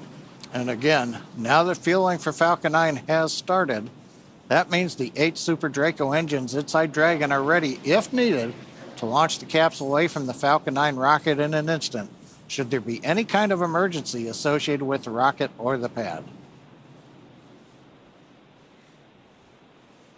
Now, some of you are very familiar with the vehicles on the launch pad today, but for those of you who aren't, no worries. We're about to make you instant experts. Now, on the left side of your screen is a live view of our Falcon 9 rocket with the Dragon spacecraft on top. Together, they stand about 229 feet tall. Falcon 9, of course, is a reusable 2-stage rocket, which means it's kind of like 2 rockets in one, the first stage and the second stage. The first stage is the bottom 2/3 of the vehicle. You can see soot from the previous 3 missions that this booster has flown, and those missions include NASA Crew 8 as well as 2 Starlink missions. The first stage is responsible for accelerating Falcon and Dragon through Earth's atmosphere and into space. To do that, it has 9 Merlin engines at the bottom of the stage.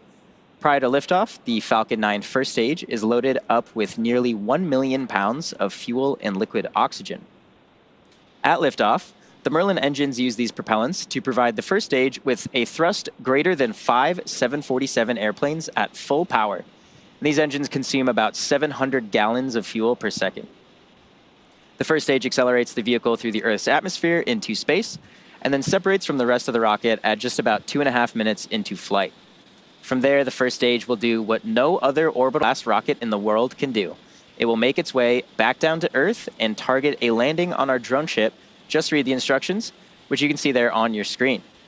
And this drone ship is currently parked and holding position a couple hundred miles downrange in the Atlantic Ocean. Our drone ships are essentially autonomous-powered spaceports, and they allow our rocket to land offshore. For reference, our drone ships are about the size of a football field, so while they may look small on screen, they're actually pretty big in real life. Reusability is a critical part of our goal of making life multiplanetary.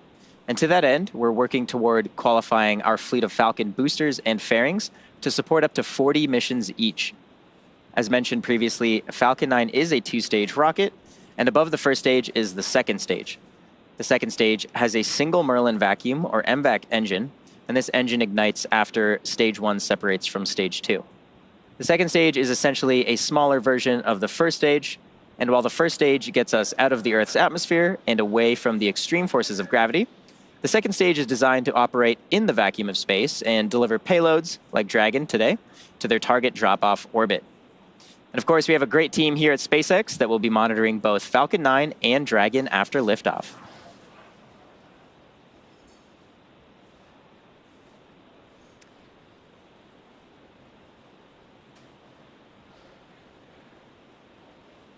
And like Atticus said, we have teams here in Mission Control, Hawthorne, and that team is responsible for close monitoring of the crew and Dragon every step of the way as the spacecraft orbits the planet along its customized flight path. On console or headset are a number of physicians who are monitoring the health of the vehicle and crew. The mission director, responsible for mission success, is in charge of that room. And the person that you'll hear talking to the astronauts, and the person we have been hearing speaking to the astronauts, is the crew. Stage 1 cryohelium load has started. The Crew Operations and Resources Engineer, or CORE. The other positions are focused on things like navigation and control of the vehicle, avionics, software, propulsion, life support systems, and communications with ground segments. And different members of the SpaceX team will rotate through these positions throughout the mission to ensure 24/7 coverage of the crew and Dragon through splashdown, which will be about 5 days from now. And it's worth mentioning that two of our crew members, Anna and Sarah, have sat in these very seats before as part of the SpaceX team. Anna served in mission control during multiple Dragon missions, including Demo 2, Crew 1, CRS 22 and 23, Crew 3 and Crew 4, as well as Axiom 1. And Sarah has supported real-time operations for Dragon's cargo resupply missions to and from the International Space Station as a navigation officer and as a crew communicator for Dragon's human spaceflight missions. And now they'll get to see what it's like from the other side inside of Dragon. Although Anna and Sarah have trained astronauts for SpaceX missions, they were not exempt from going through that exact training themselves. The Polaris Dawn crew has gone through the same rigorous SpaceX training as our NASA astronauts. Plus, they also had to train to perform an EVA, or an extracurricular vehicle activity. We had an opportunity to talk to Anna, Jared, Kid, and Sarah about their training experiences, and here's what they had to say. The bulk of the training has been rightfully focused on the EVA, or the spacewalks.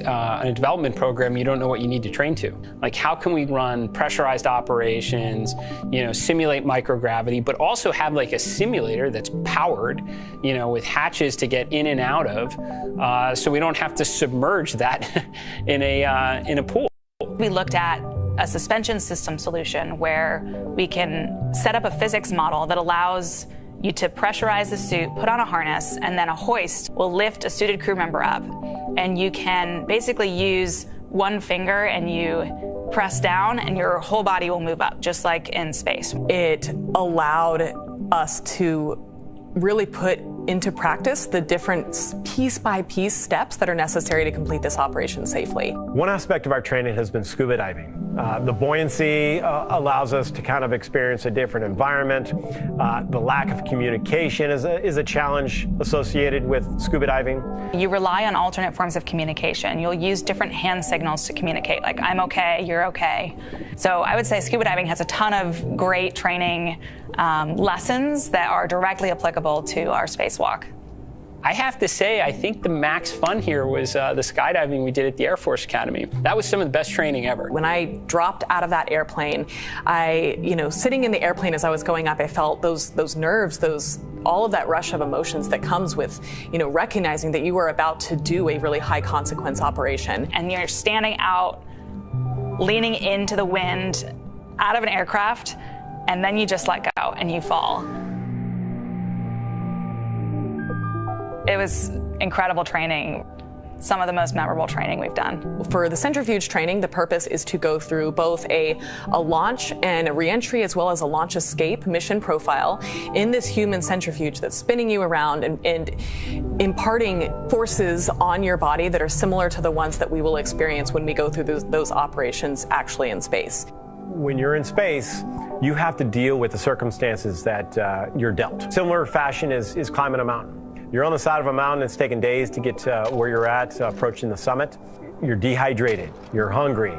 You learn to manage those stressors. And those are all good preparation techniques in getting ready for space exploration. We've had it all. We've had unbelievable, highs, and we've had, lows. It's just been a great 2 years of growth. Some of the best times of my life. Before the segment, I called it an extracurricular activity. My brain is clearly tired. It's extravehicular activity.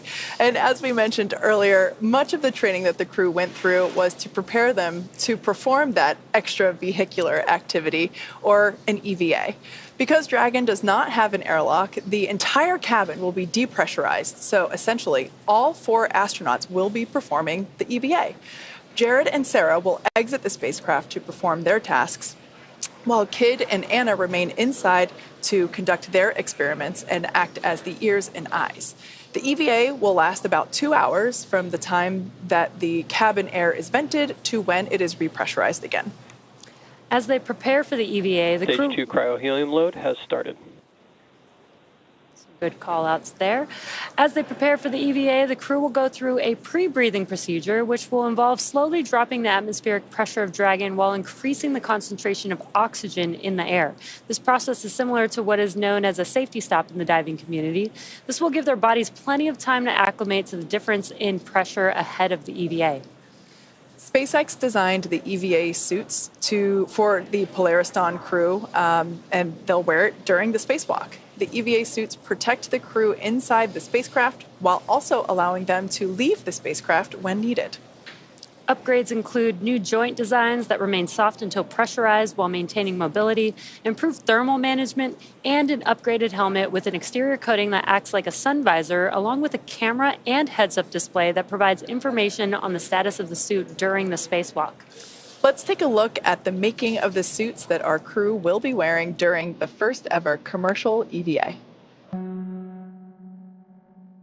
EVA suit is an extravehicular activity suit, which is a spacesuit that can go outside of the spacecraft to do a spacewalk. We started with the IVA suit that we have, the intravehicular activity suit, as a kind of starting point, and looked at it and said, what would we have to change about this to be able to support a spacewalk? So the first is mobility.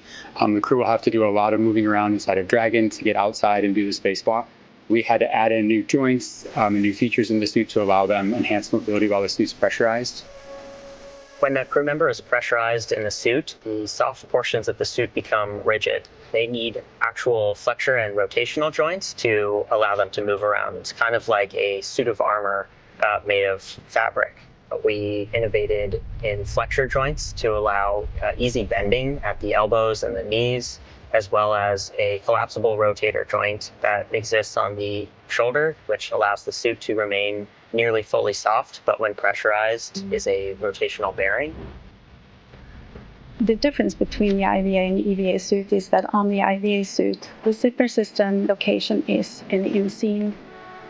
But since we needed to have lots of mobility on our EVA suit, that was not their choice. By moving the zipper system from the inseam to the waist, we mitigated the risk of the stress of the zipper. And another big element was also the thermal side of things. The crew is obviously exposed to a much more extreme thermal environment during the EVA.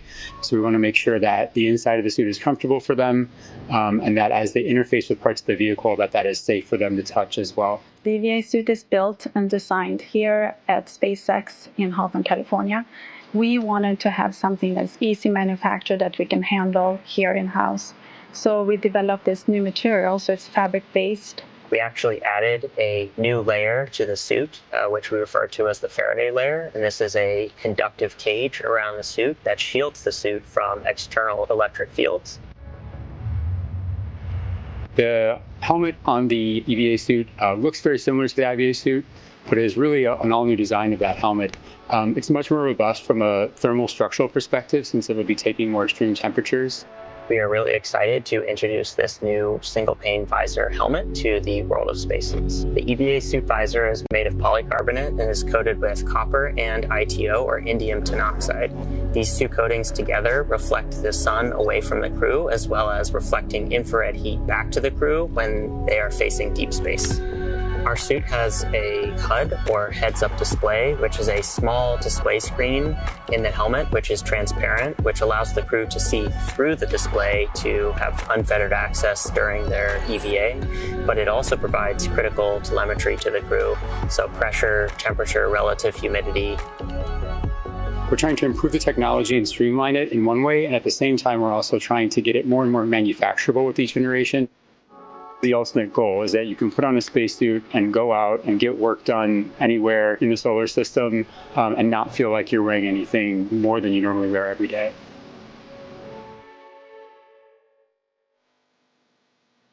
Between 190 to 700 kilometers above Earth, the Polaris Dawn crew will attempt the first ever commercial spacewalk. Here's how it all came together.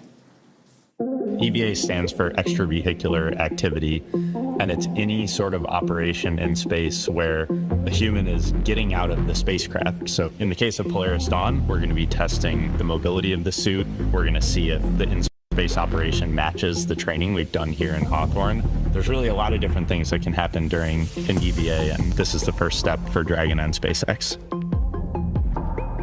When I first started working at SpaceX, I never thought I'd be training a crew to do an EVA. It's brand new, it's so unique, we've never done anything like this before, and so we wanted to make sure we had the best possible training program for this mission.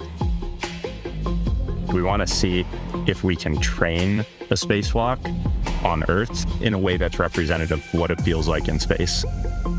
Even though only 2 people are going to be going outside during this first EVA, 4 crew will be in EVA suits going down to vacuum. Dragon was always designed to vent to full vacuum, but we've never taken full Dragon capsule down to vacuum, and this will be the first time we do it in space. We actually put crew into a chamber at Johnson Space Center in Houston and had them live the exact profile that they will experience, and making sure that no one actually experienced decompression sickness.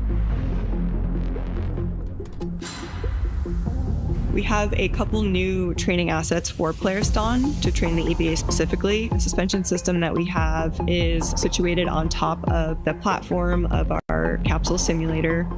The lines drop through the hatch. They attach to a single crew member inside the capsule. We can lift them up and get them situated so that they can egress the capsule and perform their tasks at Skywalker, the mobility aid.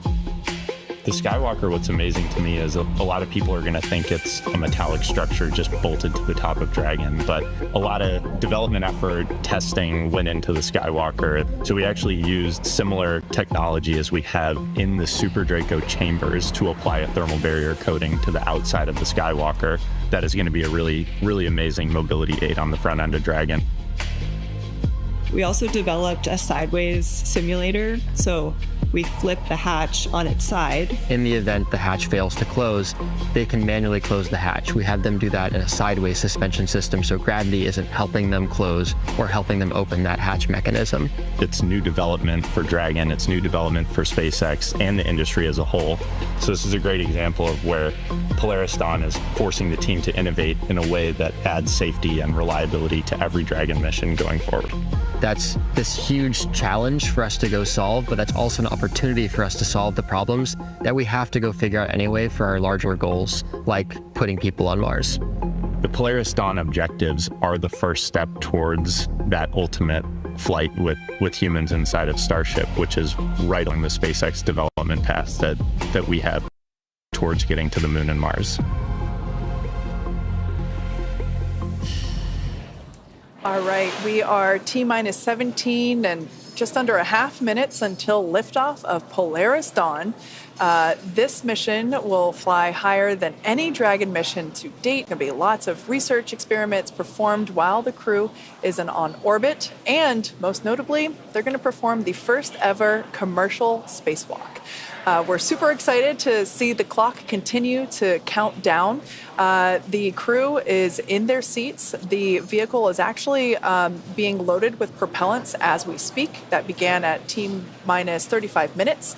The launch system is armed, and we have gotten the okay to go from the crew. They are ready to go to space.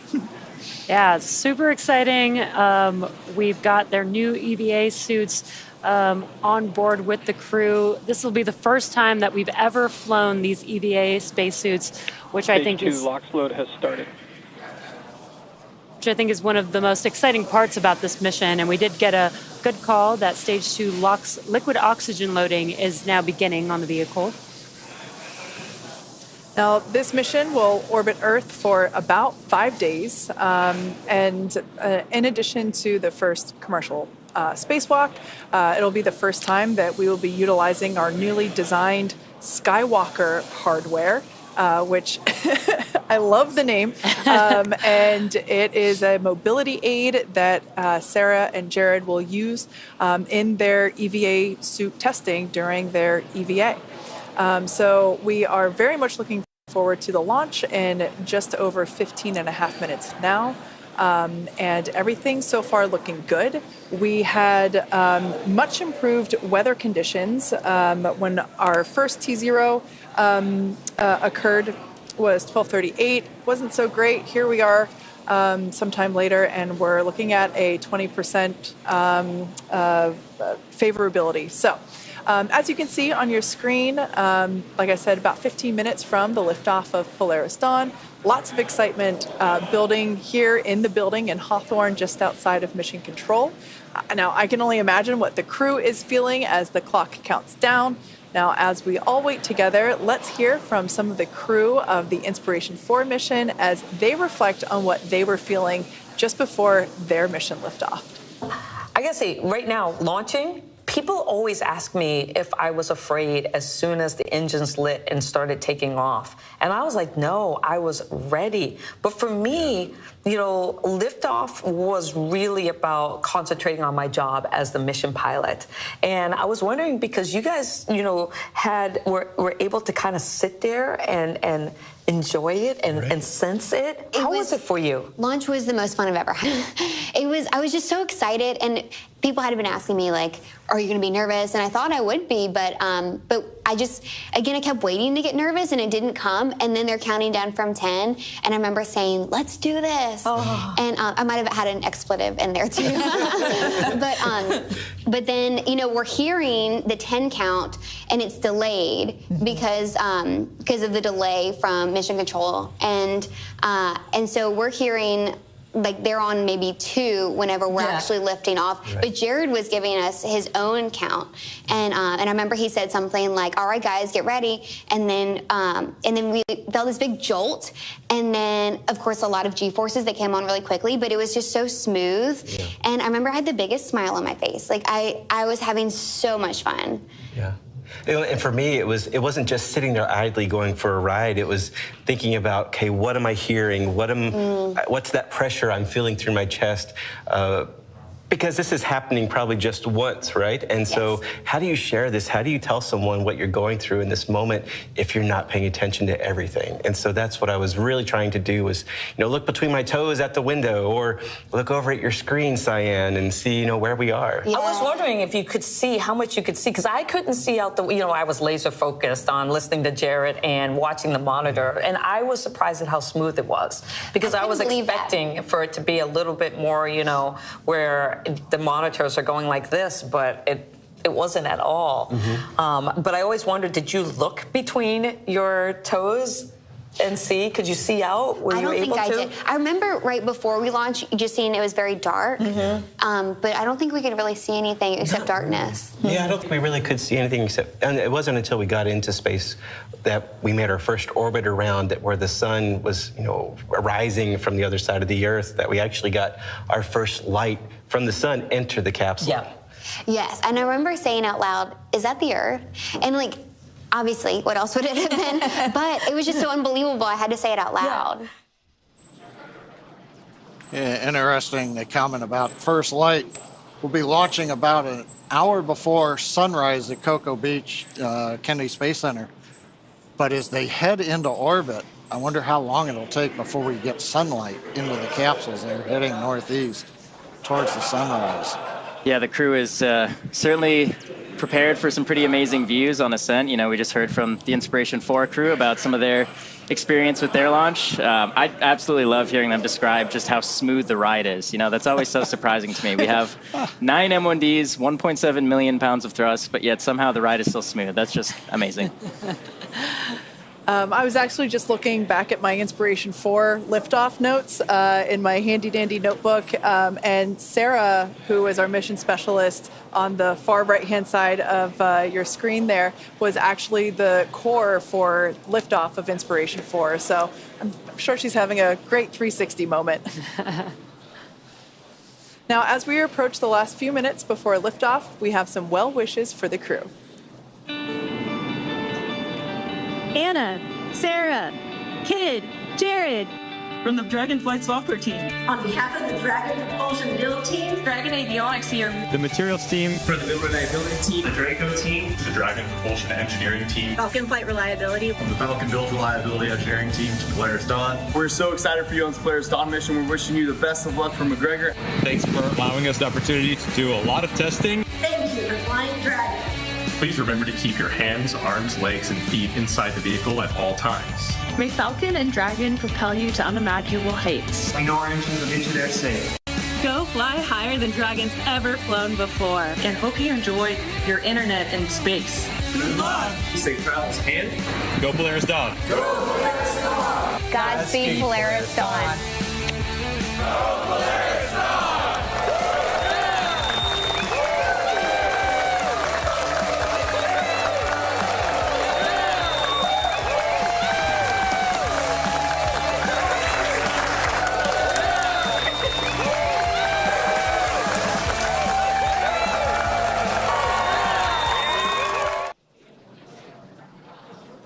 We're waiting to hear Core talking to the crew, configure crew displays, and give them the farewell message. Enjoy the journey and go safely.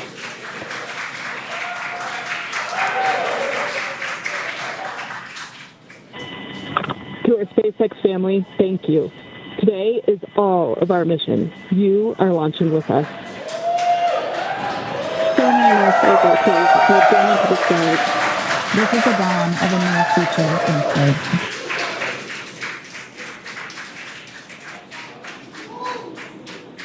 Coming up on T-minus 9 minutes and counting.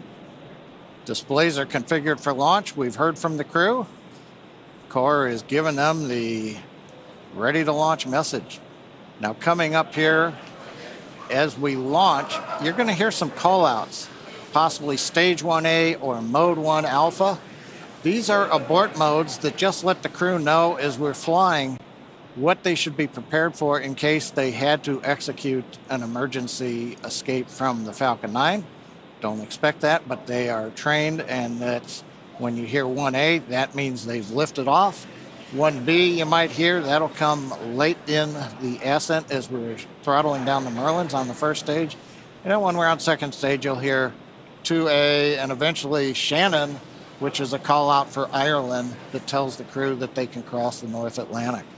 And then finally we get into orbit and everything gets disabled and Dragon will separate. But right now, coming up on T-minus 8 minutes, everything continues to go well.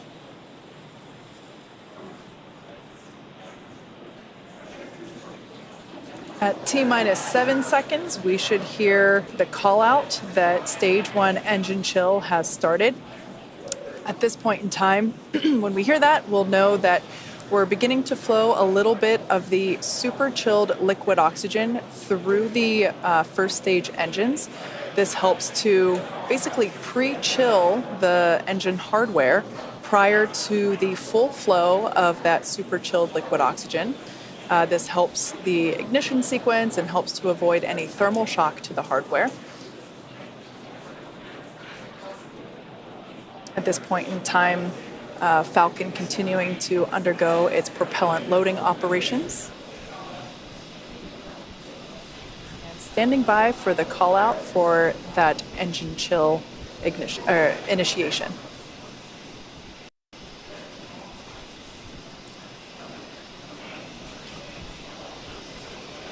Engine chill has started. And great news there. As Kate mentioned, engine chill has begun. And we are loading propellants on Falcon 9's first and second stage. Second stage propellant loading for RP1 has completed. We're getting close to wrapping up propellant loading on stage 1. And while RP1 will be completed around the T-minus 6 minute mark, liquid oxygen loading will continue on both first and second stage as we get closer to the T0.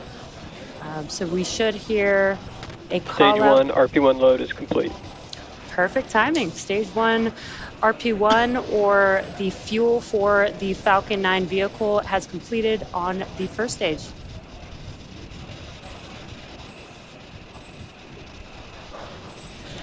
Now, coming up next at around T-minus 5 minutes, we should hear a call out that Dragon has transitioned to configure for terminal count. This is similar to the startup phase of the count for Falcon. It's essentially when the vehicle takes over control of the count and starts to operate on internal power and on internal computers. So of course, Falcon 9 enters the startup phase at T-minus 1 minute, and Dragon will transition to configure for terminal count at T-minus 5 minutes. Got a great view right now of both Dragon on the left side of your screen and our 4 crew members on the right. We are now approaching the final minutes of the countdown here.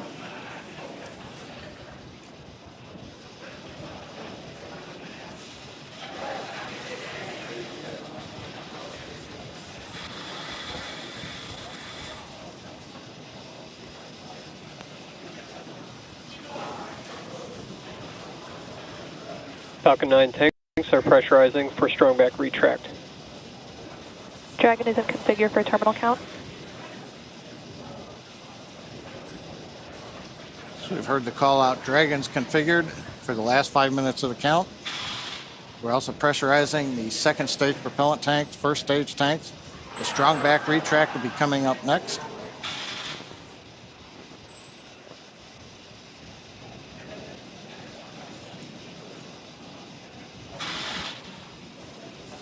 Strong back is retracting. All right, so there's that call out. We should begin to see it retract slightly from Falcon 9. LOX load continues on both first and second stage. Fuel loading is complete on first and second stage. We expect the LOX load to complete on first stage at T-minus 3 minutes and complete on second stage around T-minus 2 minutes. Yeah, we do try and load the liquid oxygen as close to T0 as possible. This keeps the liquid oxygen is at cryo temperature, so keeps it as cold as possible, which allows it to be as dense as we possibly can keep it while we're loading the tanks. That allows us to get a little bit more liquid oxygen into those tanks.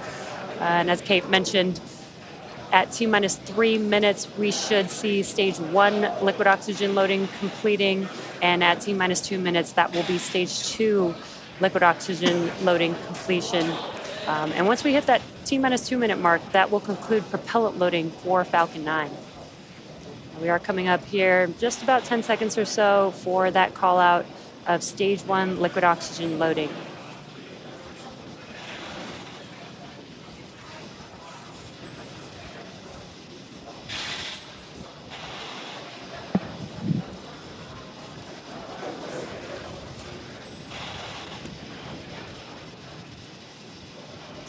Stage 1 LOX load complete. Okay, there's the call out. Dragon is in terminal count and on internal power. Dragon's on internal power. First stage, propellant tanks are loaded. Next major event, approximately T-minus 2 minutes, liquid oxygen load completes on the second stage. After that, at about T-minus 1 minute and 30 seconds or so, we will tell the crew to expect loud venting as we depressurize and drain the lines up the side of the strong back. And then as we get down inside the last minute 45 and then 1 minute, we'll get Dragon into countdown. Falcon 9 computers will go to startup.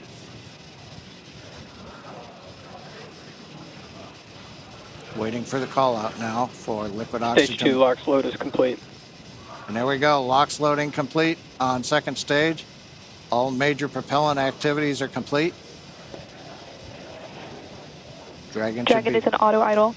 Dragon's gone to auto idle, one of the states in its flight computer.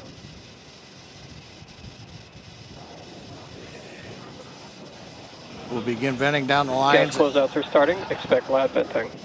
There we go. So the plume you see coming off of the strong back here, that's normal. As we come up on T-minus 1 minute, we'll hear Dragon computers in the countdown, Falcon 9 computers in the countdown, flight termination system armed, and then we'll hear the goes. So let's listen in to the last 66 seconds of the countdown.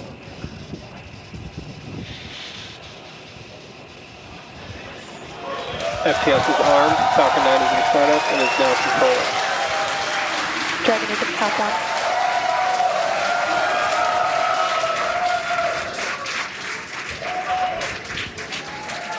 Dragon, SpaceX, go for launch. Send us, SpaceX.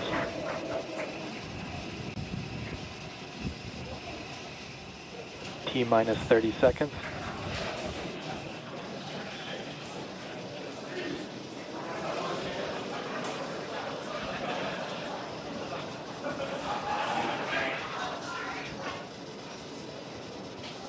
T-minus 15.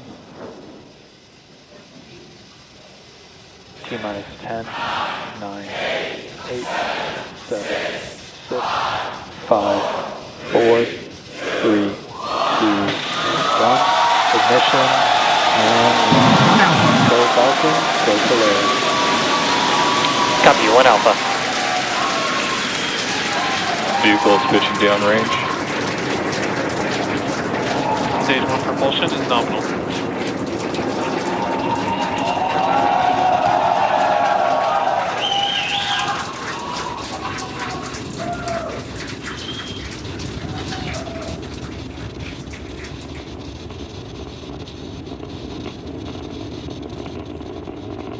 T-plus 35 seconds into the Polaris Dawn mission, flying crew on board Dragon and Falcon 9 to new heights. Power and telemetry nominal. And we're throttling down in preparation for max Q. Next call out, the vehicle supersonic. And there on the left side, we've got the Polaris Dawn crew. Supersonic.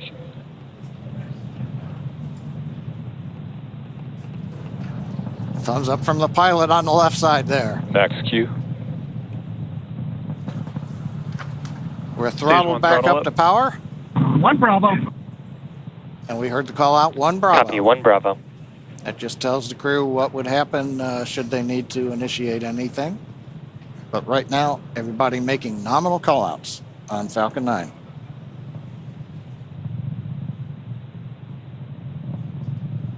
Nice views from the ground camera and nice view from inside Dragon. MVAC chill is underway. The announcement lets us know we've begun the final chill of the second stage engine in preparation for its activity coming up at about T-plus 2 minutes and 40 seconds.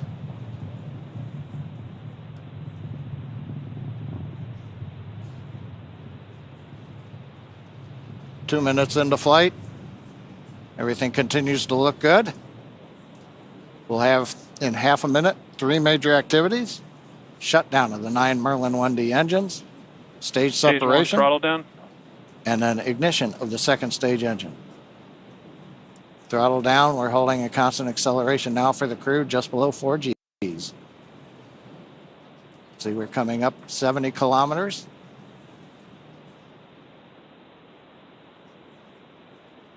Preparing for MECO. main engine cut off. 2 Alpha. Stage separation confirmed. Copy, 2 Alpha. Impact ignition.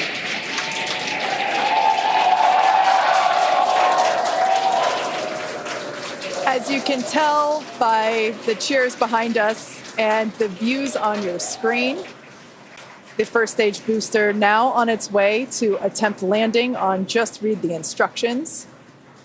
Second stage there on the right-hand side of your screen. You can see that the first stage has not yet reached its apogee. You can see the altitude there. Lots of thumbs up there, from pilot Scott Kidd Poteet. Now 3.5 minutes into the Polaris Dawn mission.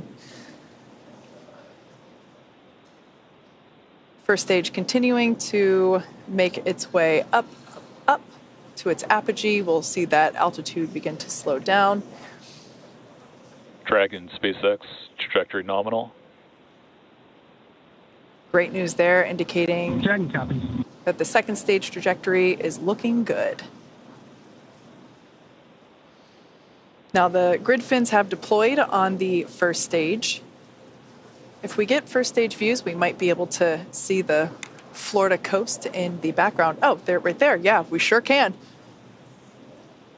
Once again, our drone ship is attempting to land on, our booster is attempting to land on our drone ship. Just read the instructions.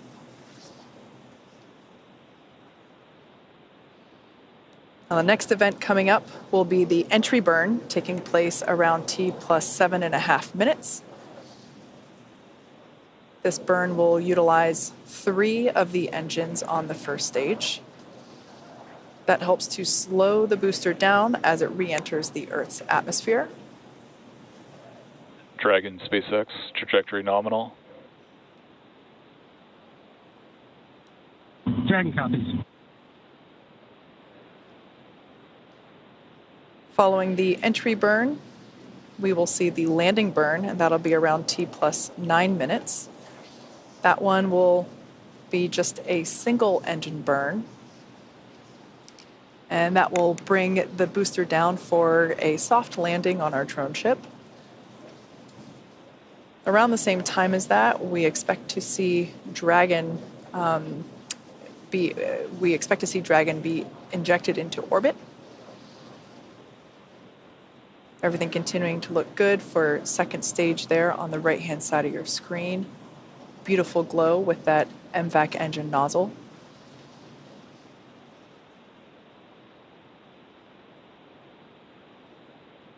We can see the crew settling Dragon quite... SpaceX, trajectory nominal.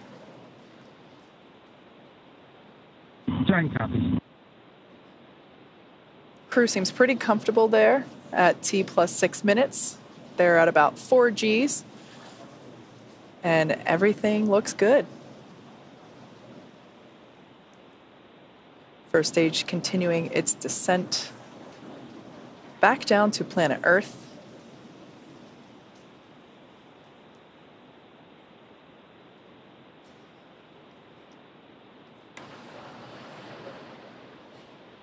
We can see the crew remain with their visors down in the locked position. That'll remain that way until they are in orbit. Everything continuing to look great with the second stage engine burn there, as well as the Dragon SpaceX, trajectory nominal. Dragon copies. We're about 30 seconds away from the first stage entry burn. This is the first of 2 burns that the first stage will perform.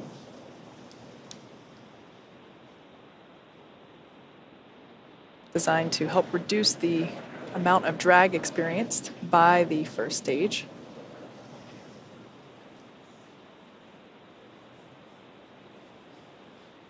Stage 2 FTS has saved.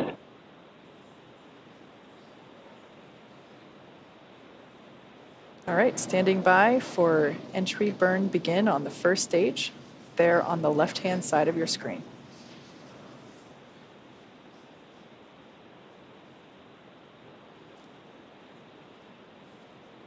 And right on time, you can see on your left-hand screen that the entry burn has begun. There's 3 engines lit on that first stage vehicle. And this is about a 29-second burn and helps slow the vehicle down as it's re-entering the Earth's atmosphere. There you can see that the engines have now shut down on that first stage. That concludes the entry burn. And the cool part about this, with the stage 1 vehicle returning back to Earth, is we get to fully utilize the atmosphere. The atmosphere actually... Stage 2 is in terminal guidance. The atmosphere actually scrubs about 70% of the velocity on the vehicle. So we use that entry burn to help slow the vehicle down. Then we utilize the atmosphere and the drag from the atmosphere to slow the vehicle down. And then we do have one single burn for the landing burn. Copy. Shannon. And next up will be cinco 1. And that is second stage engine cutoff 1, and that'll be on the second stage. That MVAC engine on your right-hand screen will shut down and allow the vehicle with Dragon attached to coast. MVAC shut down. And there's that shutdown. And the landing burn on the first stage should be starting up here momentarily. And there it is. Landing burn has begun for... Dragon SpaceX, nominal orbit insertion. Dragon SpaceX, launch escape system disarmed. Copy that, SpaceX, and we show the scene.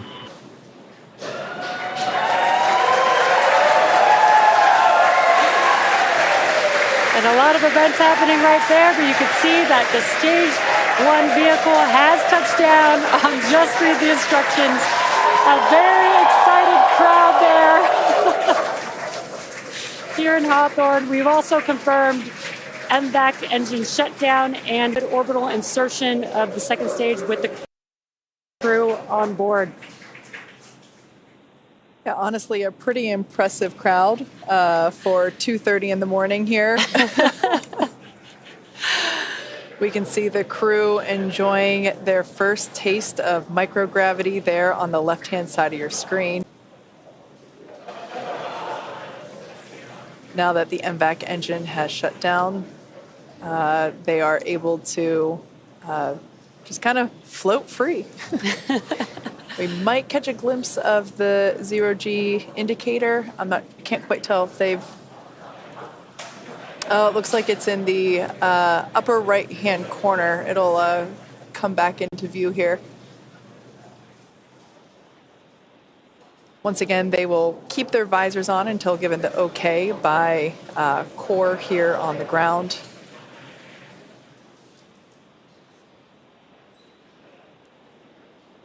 At this point in time, the Dragon and the Dragon trunk remain attached to the second stage.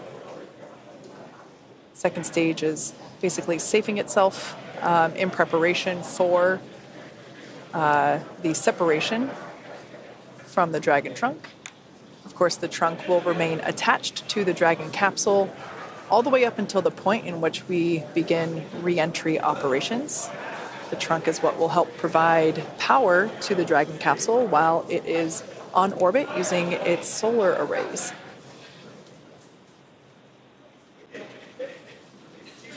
Looks like our first clear view of planet Earth there, our first of many for this mission.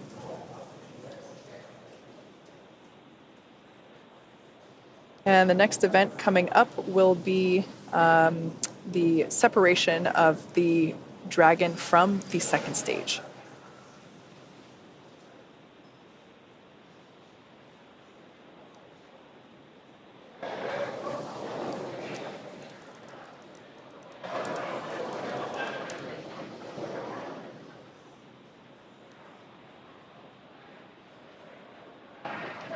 I believe this view here is, yep, it's of the trunk.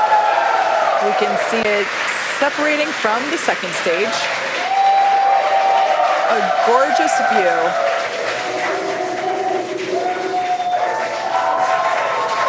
We can see that Polaris Dawn... separation confirmed.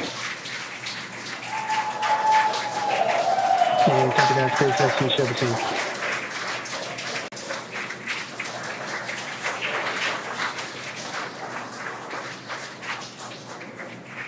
Polaris Dawn flying free into the sunrise.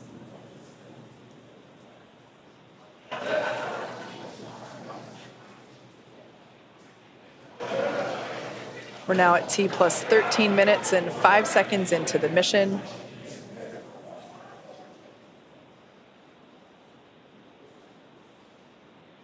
Next major event will be nose cone deploy. Dragon, SpaceX. Today you embark on a journey not just for yourselves, but for all of humanity. Each of you has trained tirelessly and prepared rigorously for this moment, the moment where we reach higher into space than ever before. As you gaze towards the North Star, remember that your courage lights the path for future explorers. We trust in your skills, your bravery, and your teamwork to carry out the mission that lies ahead. Know that the entire team back here is with you every step, watching, supporting, and cheering you on as you walk into space. We are sending you hugs from the ground. Godspeed, Polaris Dawn crew. May you make history and come home safely. Now words from our CE. Dragon, CE, welcome to orbit. The Falcon team is honored to have helped you start your incredible journey. We hope you enjoyed the ride. The whole SpaceX family is looking up to you. Godspeed and good luck.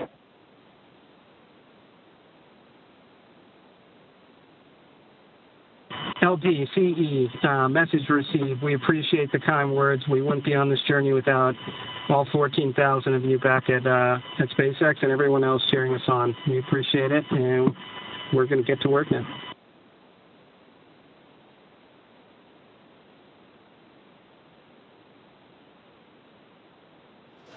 Some really nice words there from our tonight's launch director, Frank Messina, who, fun fact, was also the launch director on Inspiration 4, as well as chief engineer for this mission, Jared Metter. Really nice to see some endearing, or hear some endearing words up to the crew. Well, and with that, the Polaris Dawn crew, they're now in orbit. T plus 15 minutes, and they are scheduled to spend up to the next 5 days in space.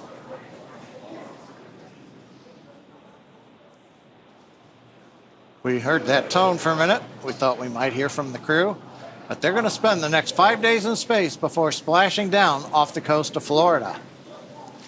The Polaris Dawn crew is the Polaris Dawn mission is the first mission in the Polaris program that will demonstrate new technologies, conduct extensive research, and ultimately culminate in a flight of SpaceX's Starship with humans on board.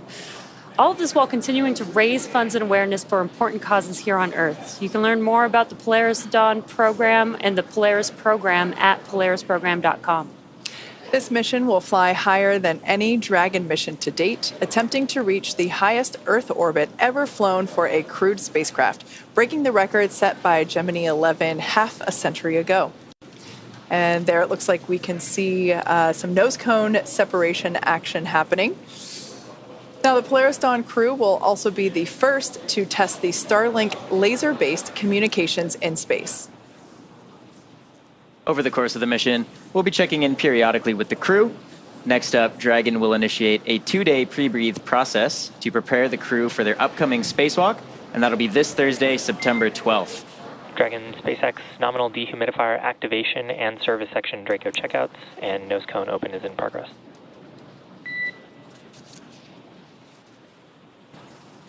Copy that, SpaceX. We are tracking. And again, that's Thursday, September 12th for that spacewalk, so please be sure to tune in for our live coverage of this historic milestone. And of course, we will also be back to bring you live coverage of Splashdown when the crew returns back to Earth. You can stay on top of any potential live events from the crew by following us on X at SpaceX. And keep tabs on the mission with the Dragon Tracker at SpaceX.com. With that, it's been a great early morning. Thanks for being with us. Thanks for watching, and we'll see you back here soon.